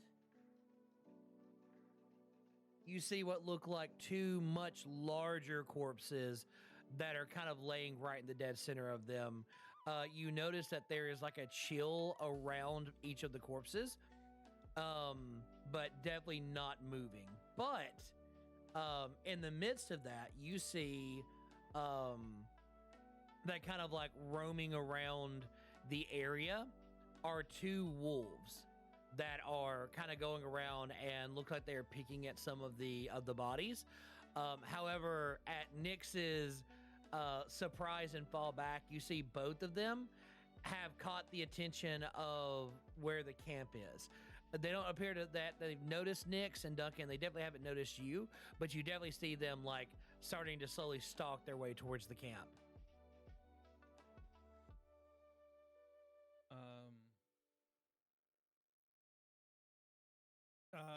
At the campfire, were any of the cooking stuff? I guess Rocean, what I'd like to, would you normally have kept stuff out to simmer, like in a metal pot of some sort, or would you pack all that stuff away?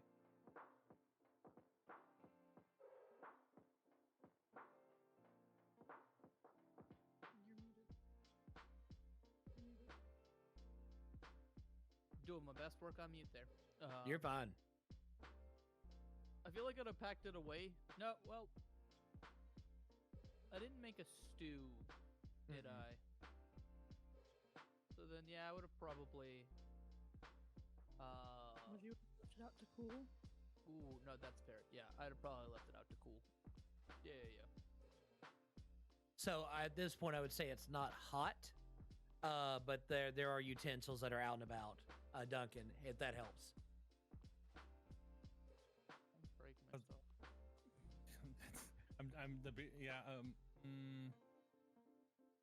How long do I think they'll take before they get here? Do I feel like I have a few moments, or do I feel like they'll be on me pretty quick? Like they're moving quickly, or they're just stalking?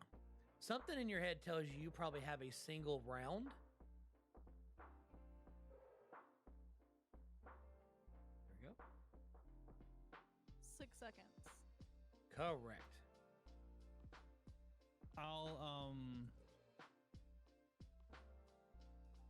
I'll head down to the tent that Rocean was in and see if I can wake Rocean. Okay. Let me just go ahead and get everybody added on here. I think that's a little too large. So let me back up here. Okay, perfect. Those should be tied. Yeah. Okay. We got Mika already. Perfect. Nyx, we're gonna put you on the board here.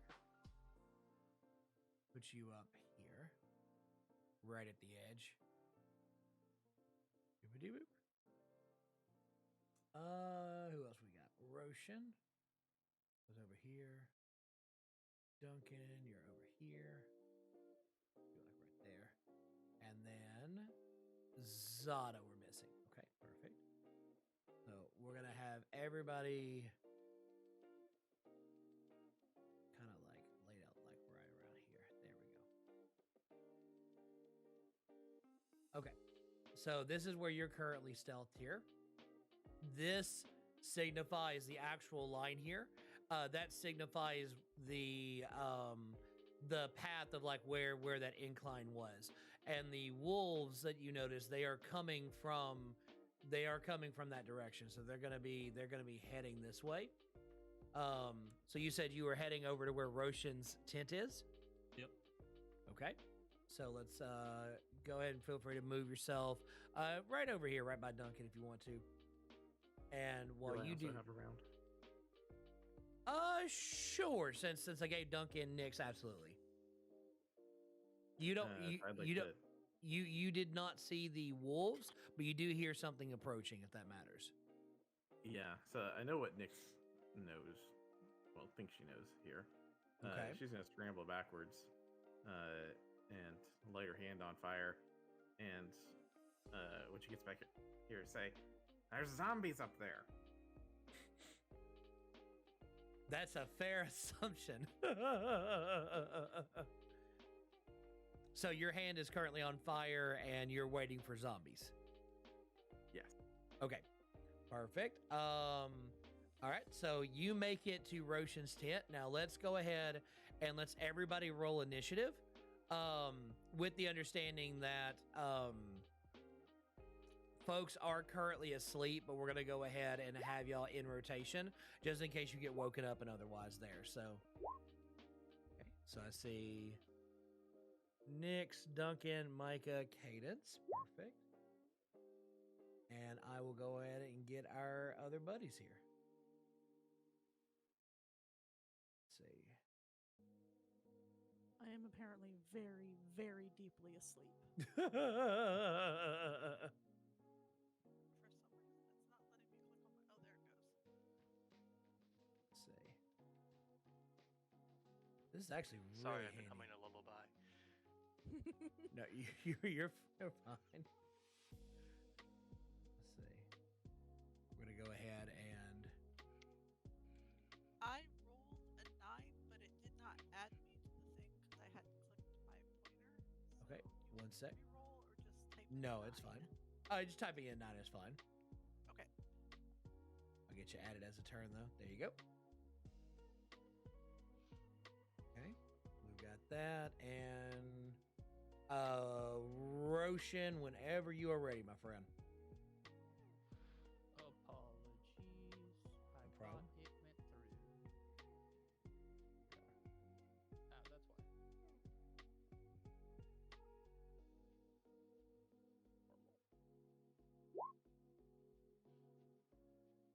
That's why. There's a way to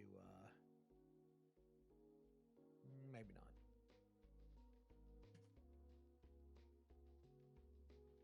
Is there a command in Roll20 to blow up a token for everybody? Shift C. Yeah.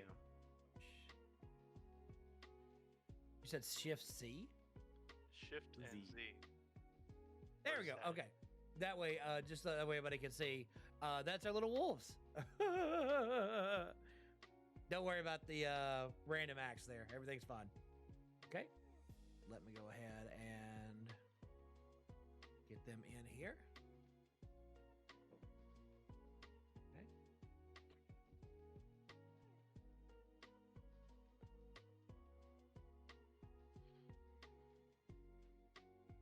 Okay, let's go ahead and sort those. All right, starting us off. So Nyx, actually Nyx and Duncan, y'all are right there. So okay, so yeah, so Nyx, as you have prepared for zombies, it is not zombies that approach, but you see two large wolves that have appeared and look very hungry, are looking at you very hungrily. Now, there's also dogs. Hellhounds, maybe? I don't know. These are weird looking. What are these? Should we fight them? Yes. I'm like glancing over my shoulder to Duncan. I nod. I nod. All right. I'm going to hold on. What's here?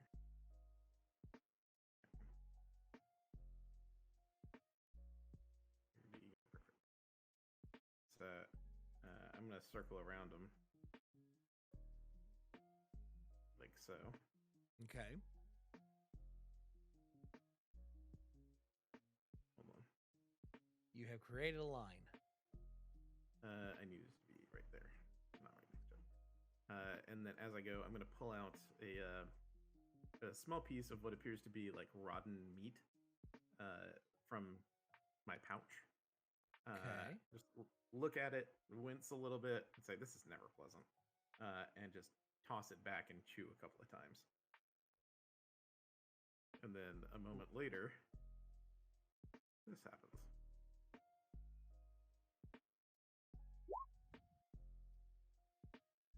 So they need to make DC 13 dexterity saving throws as a projectile acid over them. Oh, I see. Okay. What's the DC? 13. Okay, perfect.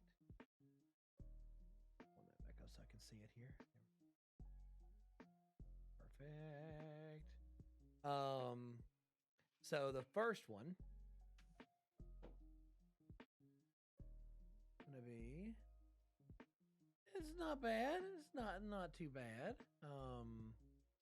I don't know if that's gonna be enough, but it's not bad.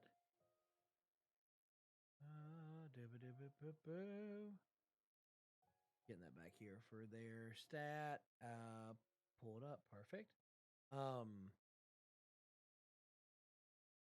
The first one got a 13. That is enough to pass. Okay. So The other it one won't- got a 12. Okay, so that one fails, and it's covered in acid. It's and not it takes happy. 2d4 damage at the start of each of its turns. Perfect. Okay. Duncan, you are currently at Rocean's tent. You have not woken your Rocean up yet. I'll wake Rocean. How do you wake Rocean?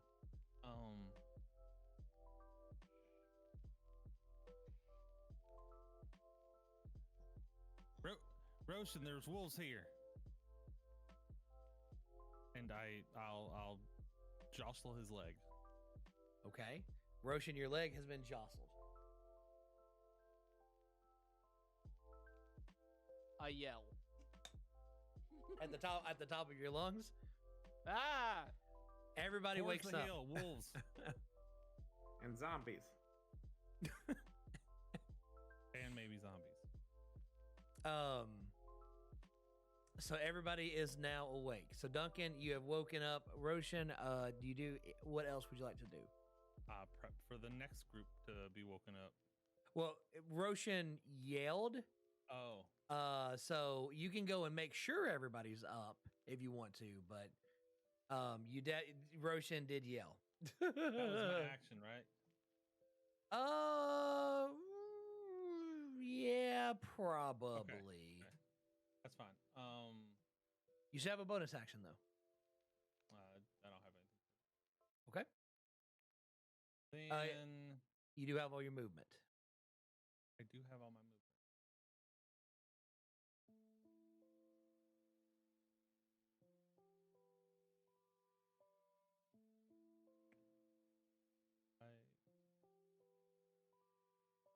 I'll go there. Outside of the, I guess, campfire. We'll try to get in a little bit of a dim of the campfire light. Okay. That'll be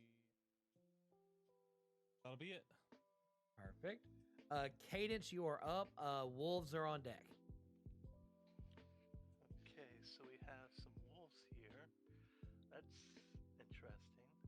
It is important to note that Rocean, Mika, Cadence, and Zada, you are all starting prone because you were asleep. So just for your movement and planning purposes, keep that in mind. Of course. And the first thing I'll do is stand up. Okay. And then, let's see. Could I, since I'm in the same, I believe, tent as Micah, help them stand up as well as my action? Yeah, absolutely. Okay, then I will do that. Okay. Micah is barely cognizant. Just Yeah, it's wolves outside. Perhaps they're here about our real estate. dogs.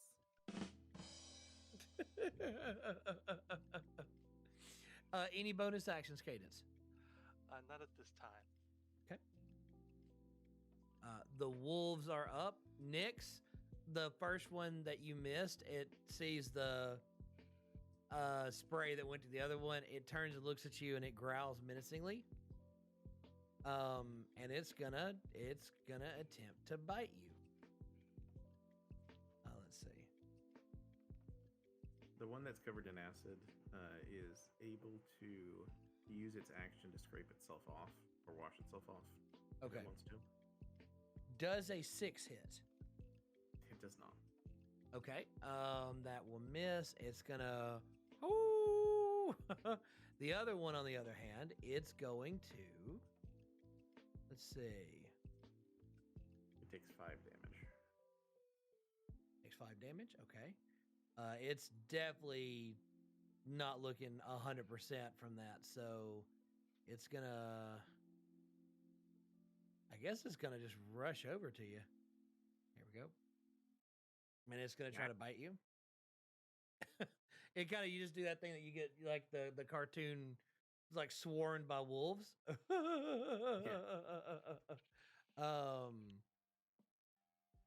we go.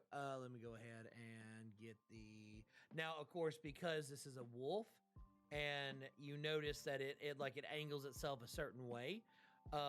It seems, being with its fellow wolf, it seems like it's getting advantage now on its attacks because of pack tactics.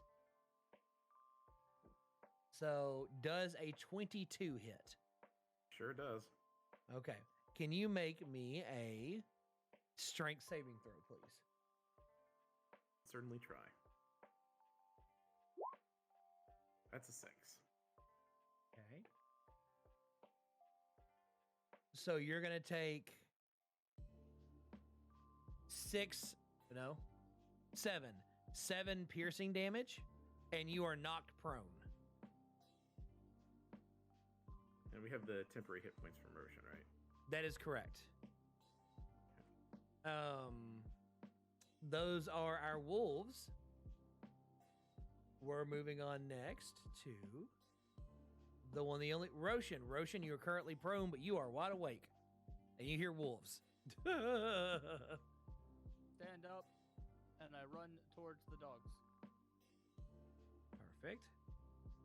These are all 5-foot squares for planning purposes.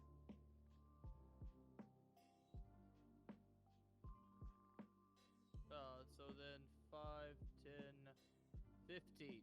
Absolutely. You have made it to a wolf. I grab dog. You just like are you attempting to grapple? I am going to grab the dog by its back legs and pull it away from the small red chew toy. Okay. Give me a grapple check. 9. Okay. This is contested. That would be a 15. Well, I didn't grab the dog. It wiggles and wiggles out of your grasp. Now I'm mad. That's fair. Anything else? No, I rage. Oh, you rage. Okay. That's fair. That's fair. You have now entered a state of rage. Zada. Oh, I'm so sorry. Nope, that's it. That's my turn. Okay. Zada, you are up. Mika, you are on deck. I will roll to my feet and move 5, 10, 15, move there. Okay. And I'm a punch a wolf. Actually, I'm a quarterstaff a wolf. If I would have had time to grab my weapon when I got up. Okay. There's one that's hurt pretty bad. There is one that is not hurt. None of them are bloody. Are you attacking the one that's hurt? I'll attack the hurt one first. Okay, perfect. That is a 24 to punch a wolf. Well, That easily punches wolf. So I'm gonna uppercut it with my quarterstaff for 6 damage. The wolf explodes. That's a unique thing. Yes. All right. And then I'm a bonus action punch the other wolf. Okay. Roll to punch wolf.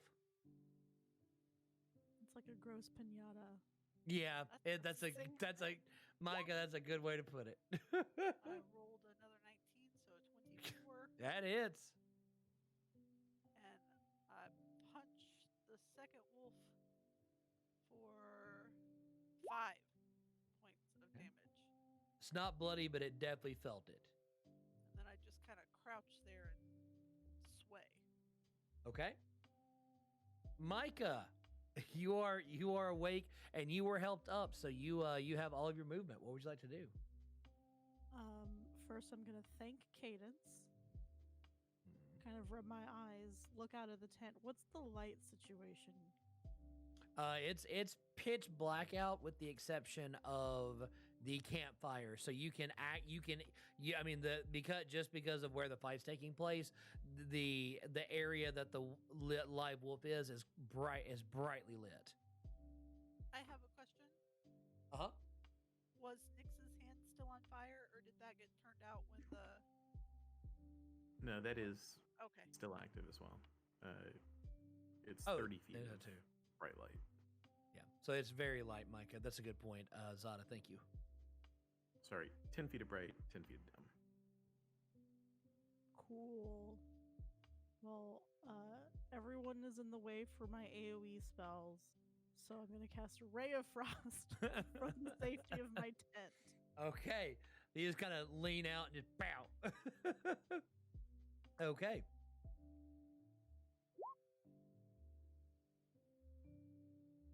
I got a 19 to hit That will hit.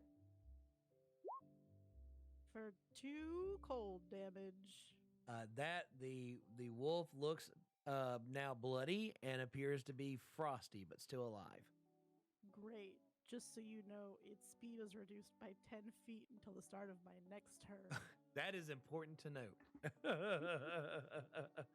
Do you stay out of the tent or do you go back in the tent, Micah? I will step back into the tent, but I will hold the flap open for Cadence if she wants to leave. Perfect. Okay. Top of the round, Nyx, you are up. The wolf that was covered in nastiness appears to be dead. But there's one still alive trying to use you as a chew toy. I'm gonna stand up, and just wipe the back of my sleeve across my mouth and and then spit at Okay. the wolf.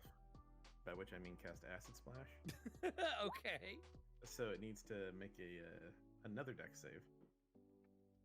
It got a 21, unfortunately. Okay, it avoids the spit. And then I'm going to use my Goblin Racial to bonus action disengage and run away. That's fair. That's very fair. Okay. So you nope out, which takes us to Duncan. Duncan, you are up. I'll pull out my longbow and I'll line up a shot and let an arrow fly. Okay. Are you trying to be stealthy with this shot?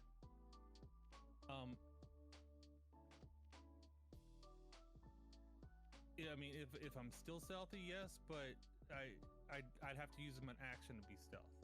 No, you need to make a stealth check, and that just if you're I just asking if you're trying to make it where you're not seen, you can do so. So yeah, I'll do that.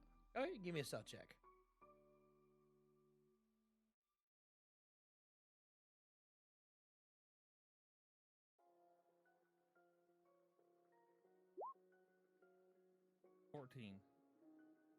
Okay, you are super stealthy, Okay. so you have advantage on your attack.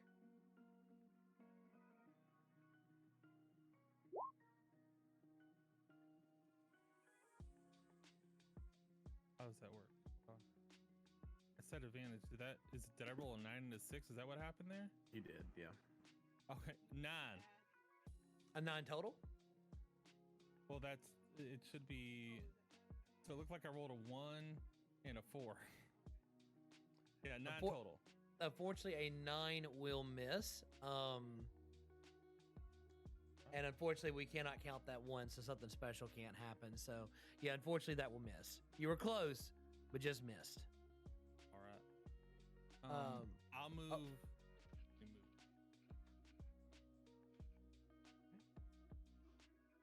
I'm gonna move back up towards the cliff, the edge, to see the zombies again and see what's going on with them here once we clear this wolf out. Okay. I'll say while peeking, you notice that nothing else in that area has moved. At least it doesn't appear it has. The wolf still kicking. I'm sorry, I do think you skipped me. Wait, did I? Oh no, I'm sorry. Cadence, I apologize. I don't know why it auto pushed you. My apologies. Cadence, you are up, my friend. Okay. I thank Mika for opening the flap of the tent. And I'll go 5, 10, 15, 20. And I'm going to throw a dagger from here at the wolf. Let's see what happens. Wait.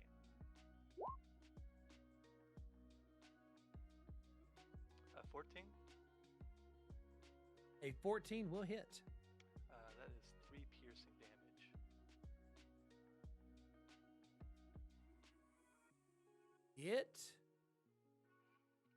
Oh, Burry, she got a. Okay. The wolf is still standing. Okay. And then I'm going to play a quick little spell for Nyx to make them feel better. Healing Word. Perfect. As my bonus action. 4. Okay. You get 4 HP back next, which the 10 HP you got from the meal isn't replenished, so it's only your base HP gets healed up. The wolf has 2 targets now. It's going to do evens are going to be Zada, odds are going to be Rocean. I rolled a 12, so Zada, the wolf goes to bite you. Okay. Does a 9 hit? It does not. The wolf is struggling very hard. It's got 1 HP and a dream. Rocean, you are up, my friend. I'm gonna punch a dog. Okay, roll to punch. 21. Jeez. Yeah, that'll do it. How much damage? 4. Yeah, you punch the pup and it explodes. There we go. You did it. You beat my wolf trap. Anything else, Rocean, on your turn? We'll finish this round, just in case anybody wants to do anything in particular. No, I'm good. Okay. Zada. I will peer up over the ledge. I have 60 feet of dark vision to see if Okay. there's anything coming. You don't notice anything moving, but you do notice the 20 humanoid corpses and the 2 larger giant-sized corpses that are laying on the ground. That looks like a battle took place here. Is there any smell coming from these, or were we just nose blind because of Nyx? So it's interesting. Like, there's kind of a faint scent, but definitely the delicious food and just the atmosphere itself did a very good job of masking it. So, Okay. and in addition, because you notice that for some reason around the battlefield is very chilled, that it feels like it's been almost like pseudo preserved to a degree. Thank you. Mika.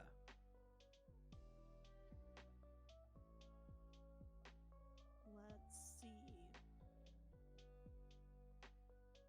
At this point in time, seeing that the things in my visual range have been defeated, but my party is still on alert. I'm gonna take this chance to cast mage armor on myself. Okay. No, that's fair. You now armored with the magic. And then I'm going to move out of the tent and closer to people. Okay. And just be like, I don't know what's going on. We're gonna go ahead and close the turn order for now. Now that we're top of the round, so okay, yeah. So you don't feel any other hostility in the area. Some of you have noticed that there are 20 bodies that are fluttered across the board or the area just north of you there, as well as the two giant bodies that are there as well. What would y'all like to do? How on earth did we miss the fact that there's a whole battlefield here?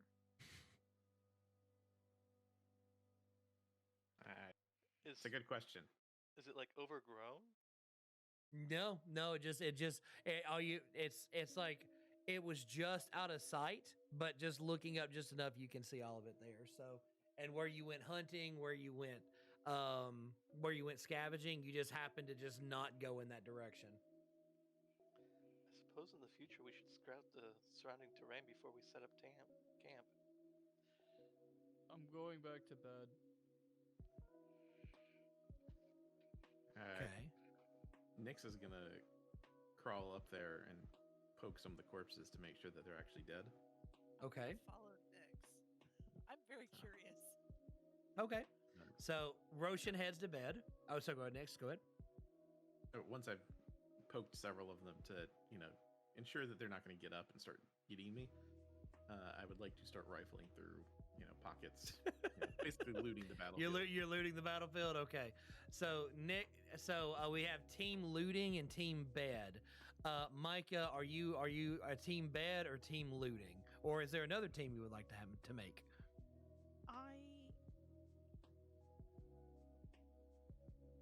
I'm interested in the battlefield, but I do not want to interact directly with any of the bodies.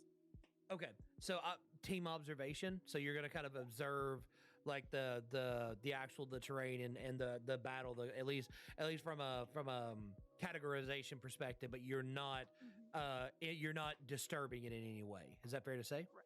I basically want to like catalog who, why, where. Like, why were these bodies left here?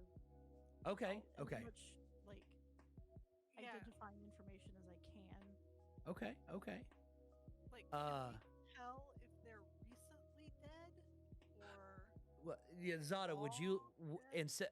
instead of team looting, would you like to be on the team information with Micah to kind of help try to get some information for that? Yeah, This is I'll just help. go. Okay. I'll do that too because I'm very curious as to how we missed it, especially because I set up the campfire over in this direction. So Okay, that's fine. Cadence, what about yourself? So we got I'm team gonna info, team loot, and team bed. collect my dagger from the wolf. Okay. Since our good friend Rocean has decided to go to sleep, I will stay in camp and start preparing like a herbal tea. How Okay. late is it? Is it almost morning at this point? It's almost morning, yeah. I mean, it's still late enough that y'all need a little bit more sleep, but yeah. I'll make a caffeinated tea then, so that if people decide to just stay up, they can start waking up. Okay. Oh, that's wonderful. And then Duncan, are you team info, team bed, team tea, team looting, or what would you like to do? I'm team Overwatch. I'm Okay. gonna look over the make sure nobody gets attacked and just kind of sort of stay in the shadows. Okay, so you're gonna just stay like ready. You're gonna stay at the ready and alert for danger, basically. All right, cool. No, I would say then if there's like a surprise round or something like that, you are actively watching and will not be surprised. So nope, no worries there. Okay, so we'll do this in this order. Rocean, you can easily get back to sleep, no concerns whatsoever. You feel like in the midst of things that were going on, you feel like your bedroll seems to be like ruffled a little bit, like you don't remember it it like laying the way that it was per se, but everything seems to be in check. But you can easily set up and head right back to sleep without any issues. Even with Cadence making tea, it is no disturbance to you whatsoever. Duncan, you don't notice anything yet. I'll let you know if that changes. Micah, go ahead and I'll let you. You got a couple options here. You can give me an Arcana check if you want to kind of see like was magic involved. You can give me a history check to try to understand maybe a little bit based on like the area you're in, if there's a particular reason like why historically maybe like this hasn't been cleaned up. You can give me a straight intelligence check if you want to see if you can decipher like some key information about like who is here, like the particular players of this battle. Or you can give me an insight check if you want to try to if you want to pretty much do the Sherlock Holmes thing and reenact or at least understand how the battle took place. Are any of those things appealing to you, my friend? I would most likely lean more towards like the investigation, Okay. where it's like who's here, how long have they been here, do they belong to like a certain faction, like that sort of. Okay. Let's probably make this an investigation check then, and you have a couple choices. Zada, if you want to help with some of the specific like navigation, you can provide advantage on the check. Or if there's one of those specific things you'd like to do separately, you could make your own independent check. Either way is fine. I'm a little bit more interested in the layout of like how to tell who was the aggressor, Okay. and how they died, Okay. and how Okay. long they've been dead. So I guess that would be maybe medicine Or insight. Probably you can do an insight. insight. Yeah, I'd say an insight check for sure. Okay. And then Nix, do me a favor and roll me a d20.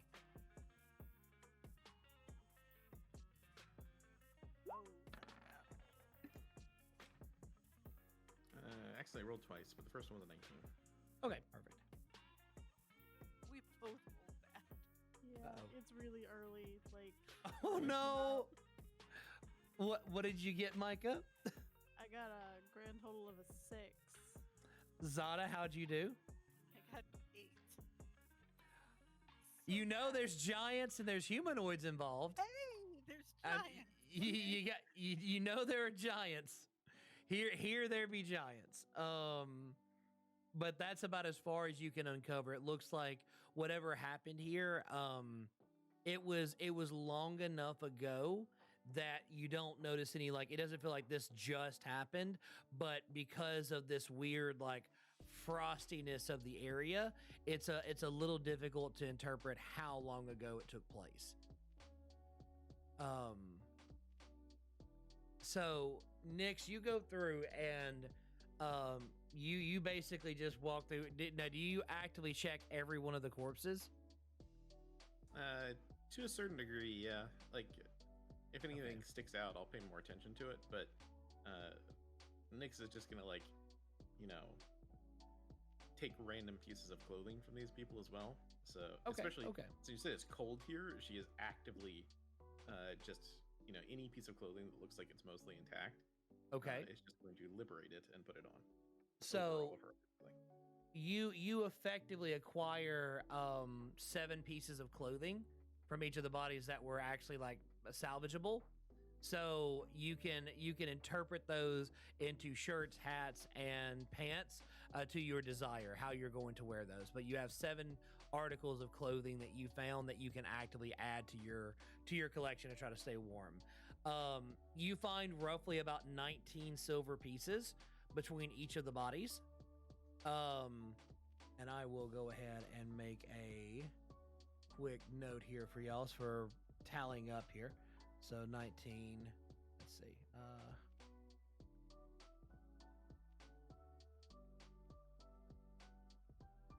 Okay, there we go. Just notated there. Then you get to the giants. Do you take a look at the giant corpses? Yeah, absolutely. Roll me a D100. These guys are big. You notice one of them is carrying a sack. 92. And looking at the sack, a little modified for right now, but we can still make this work.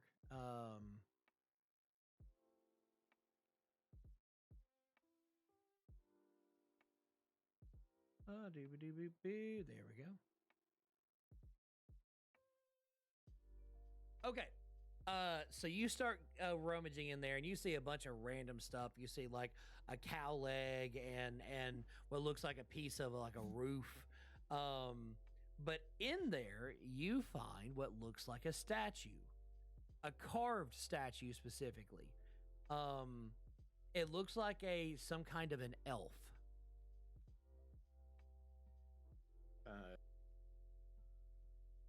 Nix is just gonna be like, this is an amazing sack. Hey guys, I need some help in this stuff out of the sack. Zada, Mika, or Duncan, would any of you No help. Okay. But I'm imagining that this bag is large enough to like allow Nix to just live inside of it. Yes. I'm gonna head over there and identify type of giant it is if I can. Okay. Give me a nature, I think. I'd say nature or history. Nature or history, your choice. Mika, what about yourself? Do you head over to Nix as well, or do you stand your ground? I will head. Actually, I'll probably stay where I am. Okay. And just be like, it's a new bedroll for you. An extra layer. Duncan has familiarities of giants, so he's rolling this at advantage. Okay. 16. Okay, with a 16, you're pretty sure this is a frost giant, or these were frost giants. And probably to help explain the frigid feel of the area, probably are coming from them. That makes a bit more sense. I'll say this out loud. I'll say that out loud. That makes more sense, being them frost giants and all. But So Nix and Zada hear that. So with that being said, Zada, as you make it over, you assist Nix with dumping out the sack. Zada, you and Mika both clearly notice, and Duncan, I'd say you would as well. You notice that there is a statue. It looks like it's carved, but you can't really tell the origin of the wood. That falls out of the sack that looks like it's a statue of an elf. So definitely not giant make. How large is the statue? It's about the size of Nyx, so half your size. Okay. Nyx, you now acquired a giant sack. I will fold it up and carry it back with me. Okay. And I'll also stop at whoever I encounter first and say, "Here, take these coins. They don't like them." And hand the silver pieces off. Okay. It'd be Zada if it's right beside you, or Mika would be the next person you pass by. Zada's fine. Zada, you have 19 silver pieces. Okay. What do you do with the statue? Do you take it or do you leave it? You said it's wooden? It is, yes. You cannot tell the origin of the wood, but you can tell it is definitely wooden carved. Does it look like any kind of like religious artifact or some type of god? It's hard to tell. Oh, I'm sorry. Go ahead. You can give me a religion check if you want to. Or religious check, sorry. I'm proficient in religion, but I'm rolling crap. I rolled a 6. Oh no. None that come What this is. none that come to mind, unfortunately.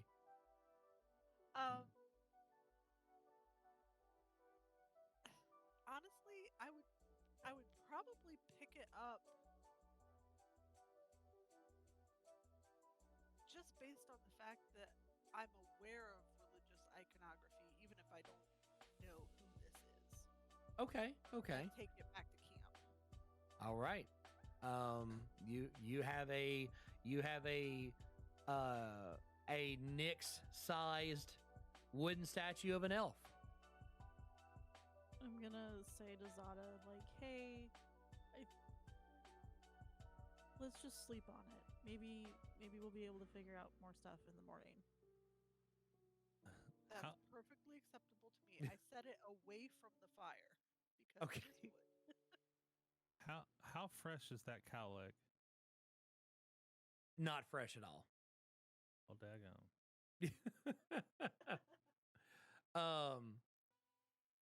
Okay, so you have collected your coins. You have your statue. The rest of the evening goes pretty much without anything bamboozling taking place. You all have gained the benefits of a long rest, even with the pandemonium from the next day, or from the previous night. So you all get up. You can easily put your camping stuff away. No major concerns there. Are you all ready to travel, or is there anything that you would like to do before you set back out on the road?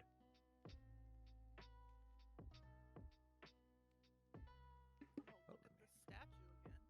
See how heavy it is. That's fair. Would you like to do another religion check? Sure.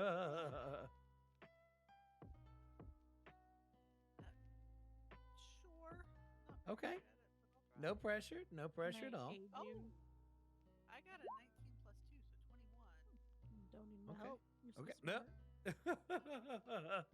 Okay.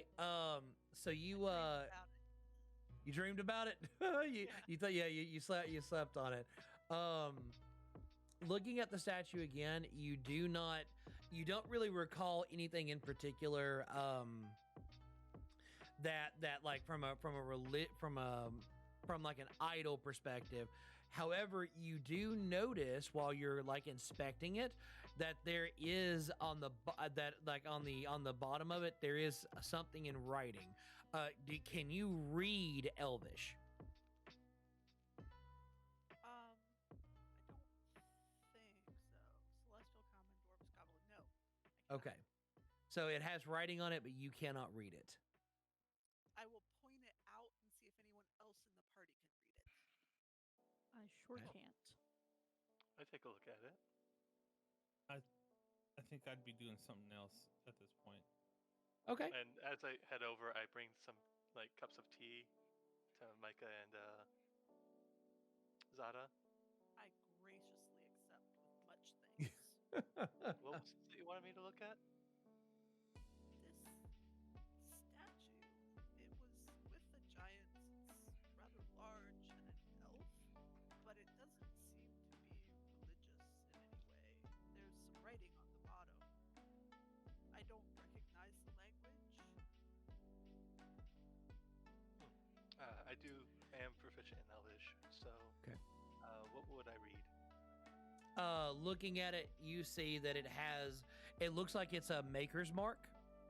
And it just simply reads Silvery Moon Sundries. It looks like this one was from Silvery Moon. I live in Silvery Moon. Interesting that it's all the way over here. Mm-hmm.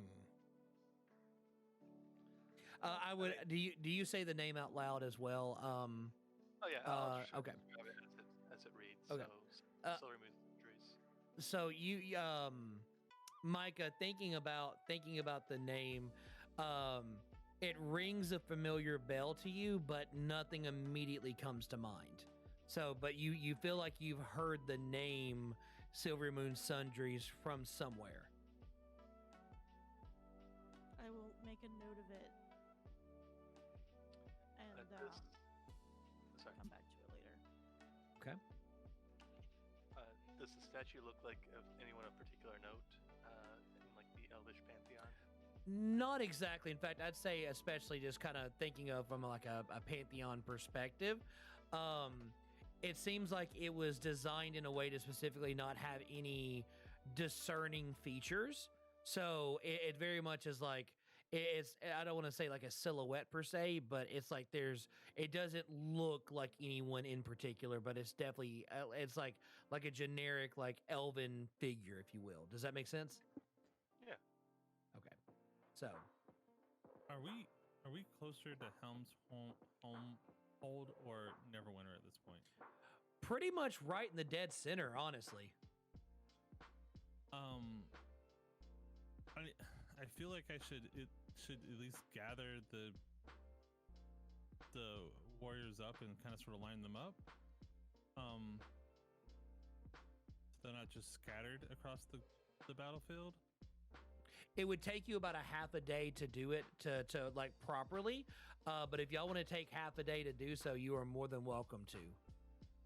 I don't know if I'd bury them since I can go and report, since I might be able to report it. I just was going to drag them to at least like a shaded area. Well, I guess the frost giants are keeping them semi-cold, right? Yeah, I would Yes. say leave them where they lie. That way, whoever we send can maybe get more information than we have from the situation. No identifying marks on any of them now that daylight's hit. Not that you're aware of, no. Okay. How heavy is the statue? About 50 pounds. Oh, That's very heavy. Yeah. I was picturing slender and tall and was gonna roll it up with my bedroll, but It I don't know if I can definitely drag that. it definitely is, but it's got some weight to it. Like it's surprisingly heavy for being wood carved. This elf is thick. Yeah, it's a thick elf. Nick scrolls out of the bag that she spent the remainder of the night in, and Of course she did. stretches, looks around, sees you guys look at the statue, and says, "Oh God, I don't have to find more firewood for next time." Do you really just make a sleeping bag? Yep. Right, look at That's- it. Got so much room. Okay. Well, the question is, are y'all going to try to carry the statue with you? Or you're going to leave it here? I am not able to carry the statue with me with everything else that I have in my pack because I will be encumbered. I would also be encumbered. Okay. It's neat, but I don't think it's anything of like particular note. So I see no reason why to leave it here. I'll just prop it up like a marker on the battlefield, unless anybody else who's beefier than I would like to carry it. I mean, I can carry it if you want. I think leaving it as a marker is a good idea. That way we can use it as a waypoint for whoever we send to investigate. And I would say, if you decide to do so, Duncan, your radar senses go off like as I know immediately I can use this as a reference point. You know what I mean? So Right here on that the works top out of perfect. this hill right here, and you can definitely see the perspective around. Yeah, I'm fine with that. I'll dig like a little shallow dip so it won't get knocked over by the wind and then set it there. Okay. All right. Well, with that being said, you've got all of your stuff together. You're all still feeling the effects. Technically, except for Nyx, because it got ate through, but you still are reaping the benefits, so to say, from the wonderful meal that Rocean cooked for you the following evening. Your stuff has been packed, and you are ready to head out on the road. You have a full day of travel ahead. You do have Oh, go ahead. It makes sense that Nyx doesn't have the temp HP from the meal anymore, considering how she attacked the wolves. That's Oh, you threw it out. that's really terrifyingly fair. So the question is, though, I do want to ask, just from kind of your thinking about like planning your, I don't want to say trajectory per se, but like your travel planning here. Are you going to try to swing by Helm's Hold? Or are you going to keep going straight? Because Helm's Hold is a little bit off the beaten path. Not by much. Like you could still swing in there, so it's not going to necessarily add any more time. But are y'all planning on stopping in there? Are y'all just trying to make it move as quickly as you can to Tribor? I think. the- Go ahead. I was just saying, I think the plan was to stop there to let people know about the battle. Yeah. Okay. Unless someone needs to go in, I figure we could just go up to the gates, let the guards know, and then be on our way. Okay. I'm okay with that plan as well. Cool. Well, then we're going to start things off today. First of all, Rocean, can you roll me a d20? Mika, roll me a d20. And we only need 2 today because it is lightly raining today. And it is the 3rd day of high sun. We're on the 3rd day of high sun, my friends. I got an 8. And I An got a 8. 9. Okay. It is no wind. Other than the rain, it's a pretty casual day. So just lightly raining. It's like humid. My Yes. hair's getting all How is Nyx handling the rain? Well, she's bundled up with about 7 layers of clothing. So she's making squish sounds as she walks, but That's fair.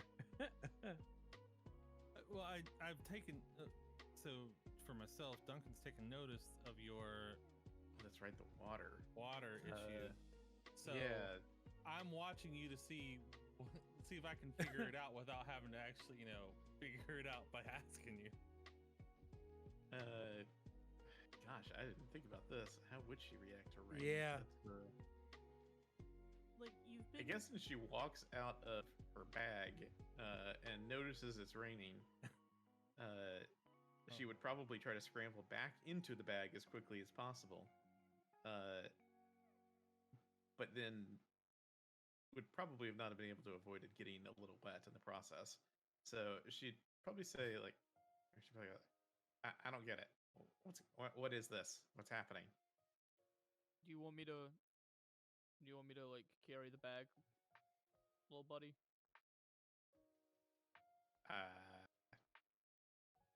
Like- It's raining. What does that mean? Water falls from the sky. There's like a whole water cycle. It's a huge thing. How long It have seems you like a huge thing. been here? And a while now, but mostly inside. Does this happen often? Yeah. Like That's terrifying. There are like rainy seasons and dry seasons, and depending on where you go, it happens more often. You've never seen rain before? I mean, not water.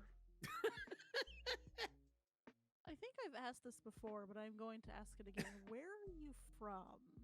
I'm from the Hells of Ernest. Okay, that explains so incredibly much. Yeah. Did I tell you that? I thought I told you that. I think we I'm got used to, like, sidetracked. The water there, it like kills you. Does this not kill you? I've noticed you drinking No. it, and that seems really, really suicidal. no, here it's all fine. Actually, it's actually pretty suicidal for you not to drink water. It's like 73% of like a humanoid body.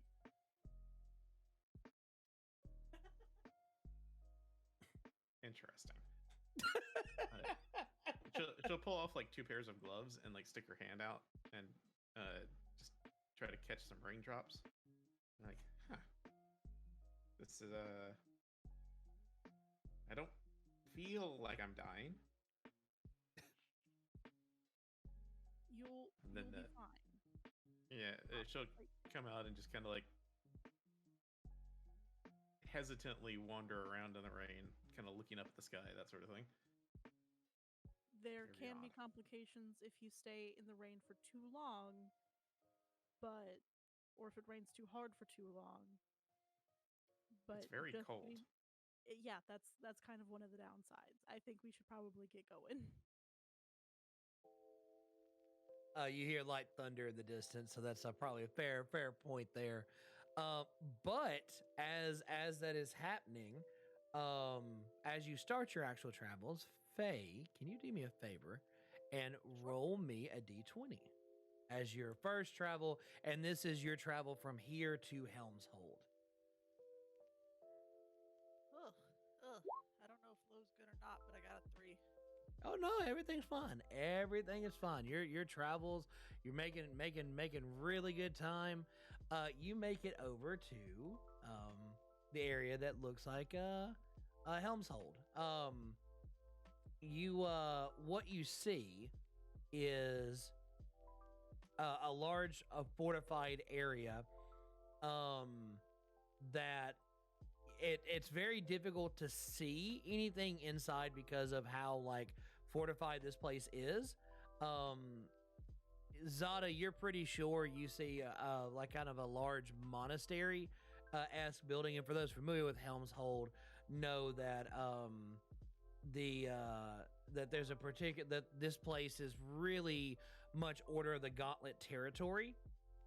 There's a specific sect that actually controls it, but that's again only if you're really familiar with the area would you know. You know that there's a several things that are happening inside, but you do see a set of guards standing on the outside of the main entrance of the stone gate you come to. What would you like to do?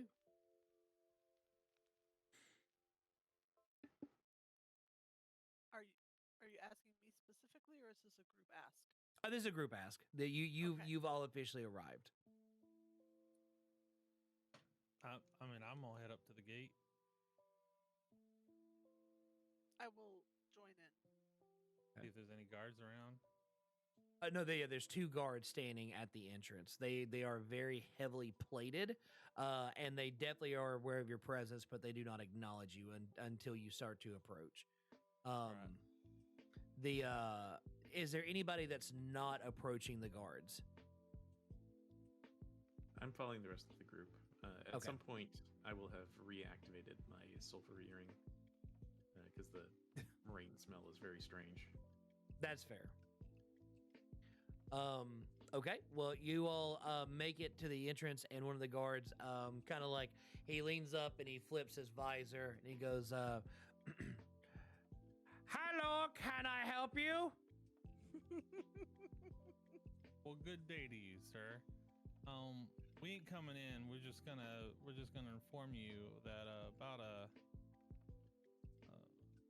bit of a little of a half a day's travel that way. There was a battle, it seemed, and there's about 10, 20 humanoid 20 people who had battled two frost giants. Why frost giants are down this low is a little strange to me, but want to let you know that they're out in that direction. I'm not sure who they belong to, but there's a whole bunch of there's a huge battle or after battle over in that direction. Okay, thank you. You are most welcome. Are you guys missing anybody from town? Any part of your militia?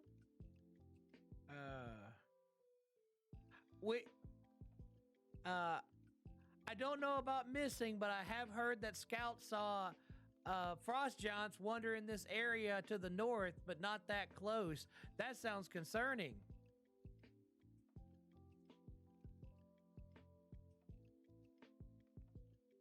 You should probably definitely be more concerned than you currently are. Yes. I agree. We need to we will inform the Gilded Eye to let them know that there's danger afoot. The area's marked with about a and I kind of sort of hold my hand up about this tall of a elf statue. So he goes oh, okay, thank you. And while you're while you and Micah, you've already picked up on this clearly, but for everybody else as well, there is kind of this nonchalantness about like your information, but it doesn't look like it's like you feel like you're providing this information, but it's being left at the door. But you hear a voice from the inside going, hold on, give me a second. And the guards just kind of stand there, but you hear, it sounded like it was a pretty like gruff voice in your direction. After a short moment,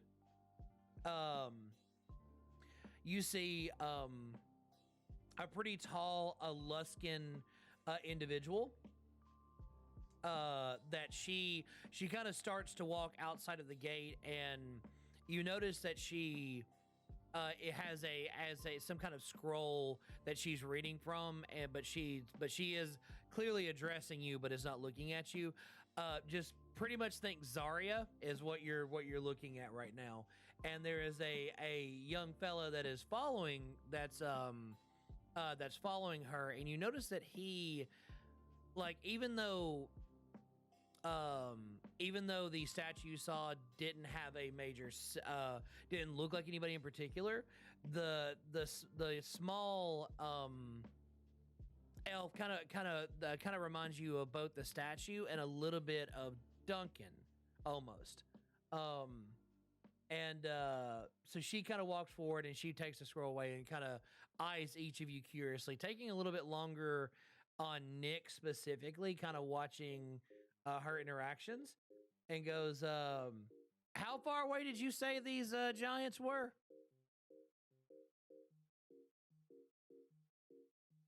That away. About a couple hours. Yeah, I think it was about half a day. In between here and Neverwinter. So There were two large giants and about 20 people. It looks like there was a skirmish or a attack of some sort. interesting. I wonder if that has anything to do with the reports we heard. Do you consider yourselves adventurers? We do. We're actually on our way to Tribor right now with a mission. Interesting. Okay, well I'll tell you what, we're getting some these reports of giants are becoming more and more frequent recently, and that's a bit concerning. We have a couple of scouts that were in the area that haven't reported back. I'm worried that maybe they could have been caught up in that rapture. I'm not sure. I'll tell you what, we're gonna send out a crew to go in and kind of categorize everything that happened in the battle area and get all that information there. If y'all can do me a favor, on your way back or just when you got some time, swing back here, ask specifically for Zara Dalcor at the gate. Mertz here, and points to the guard that you were just looking at, and he waves haphazardly at you. Just let Mertz here know that to take you to Zara Dalcor. I might have some work for you when you have some spare time. I mean, if you're interested in, hunting giants, but just swing back by here when you got some time. I might have some work for you once we get back from recovering all the bodies. All right. You'll Appreciate it. Take solace, at least, that if those were your scouts, they took down 2 full-size giants. You see, kind of as you say that, like it's the since the scene of the battle wasn't necessarily expressed. She takes a moment, and you see like there's that bittersweet pride. You probably that sometimes you see like when somebody like tries their best or something like that, or just seeing an accomplishment, even though it's not happy, it's you still feel pride for it. You get that sense from her immediate, like even though like the outcome wasn't necessarily the best, but the fact that 2 frost giants were taken down and that it prevented potentially much worse damage. She seems very appreciative, but also a little heartbroken. So she says, "Thank you for letting me know that. I think the surviving members of their family will also take great solace in knowing that as well, and we will make sure that they are informed once we understand who unfortunately lost their lives in the fight. So thank you sincerely for that." And also kind of nods at Micah and says, "Just know y'all have you've got at least one friendly face here at Helm's Hold. Anytime that you want to come back, know that you are welcome here." Thanks. Thank you kindly. We'll be on our way. Really quick question. I know this is kind of off the cuff. Do you happen to have like an umbrella we could purchase or trade for? Or any type of oiled tarp. Let me see what we can do. Hang on one second. And she kind of walks inside, and she points to Mertz to say like, "Come on inside." "Okay, day." And they head inside. And after a short bit, they come back, and you basically, they come back with 6 they look like just these giant leaves that have been they've been tied to a kind of like 2 sticks that basically kind of fold together, that each of you can use, that effectively will, at least it's very much like an umbrella, but a very organic umbrella, if that makes any sense at all.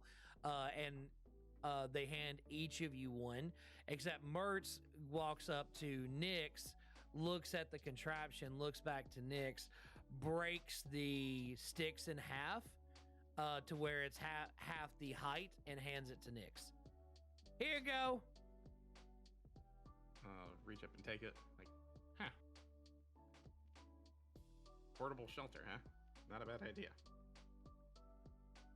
And you see like Mertz is like, his mind starts processing that. It's like, that's a good idea. And then heads back to his position. So yeah, so each of you have effectively acquired what we will refer to as nature's umbrellas. And can be used to help shield yourselves from the rain if you choose to use them. Thank you very, very much for this. Zara nods, and you notice as she gets ready to turn to head back inside, an important thing to note: Zada is. You notice that she seems to catch the eye of your pendant that you're wearing, and she kind of eyes it a moment. She eyes back to you, and then she heads inside. She doesn't say anything, but it does catch your attention that she noticed it, and then she kind of eyes you quizzically, and then she heads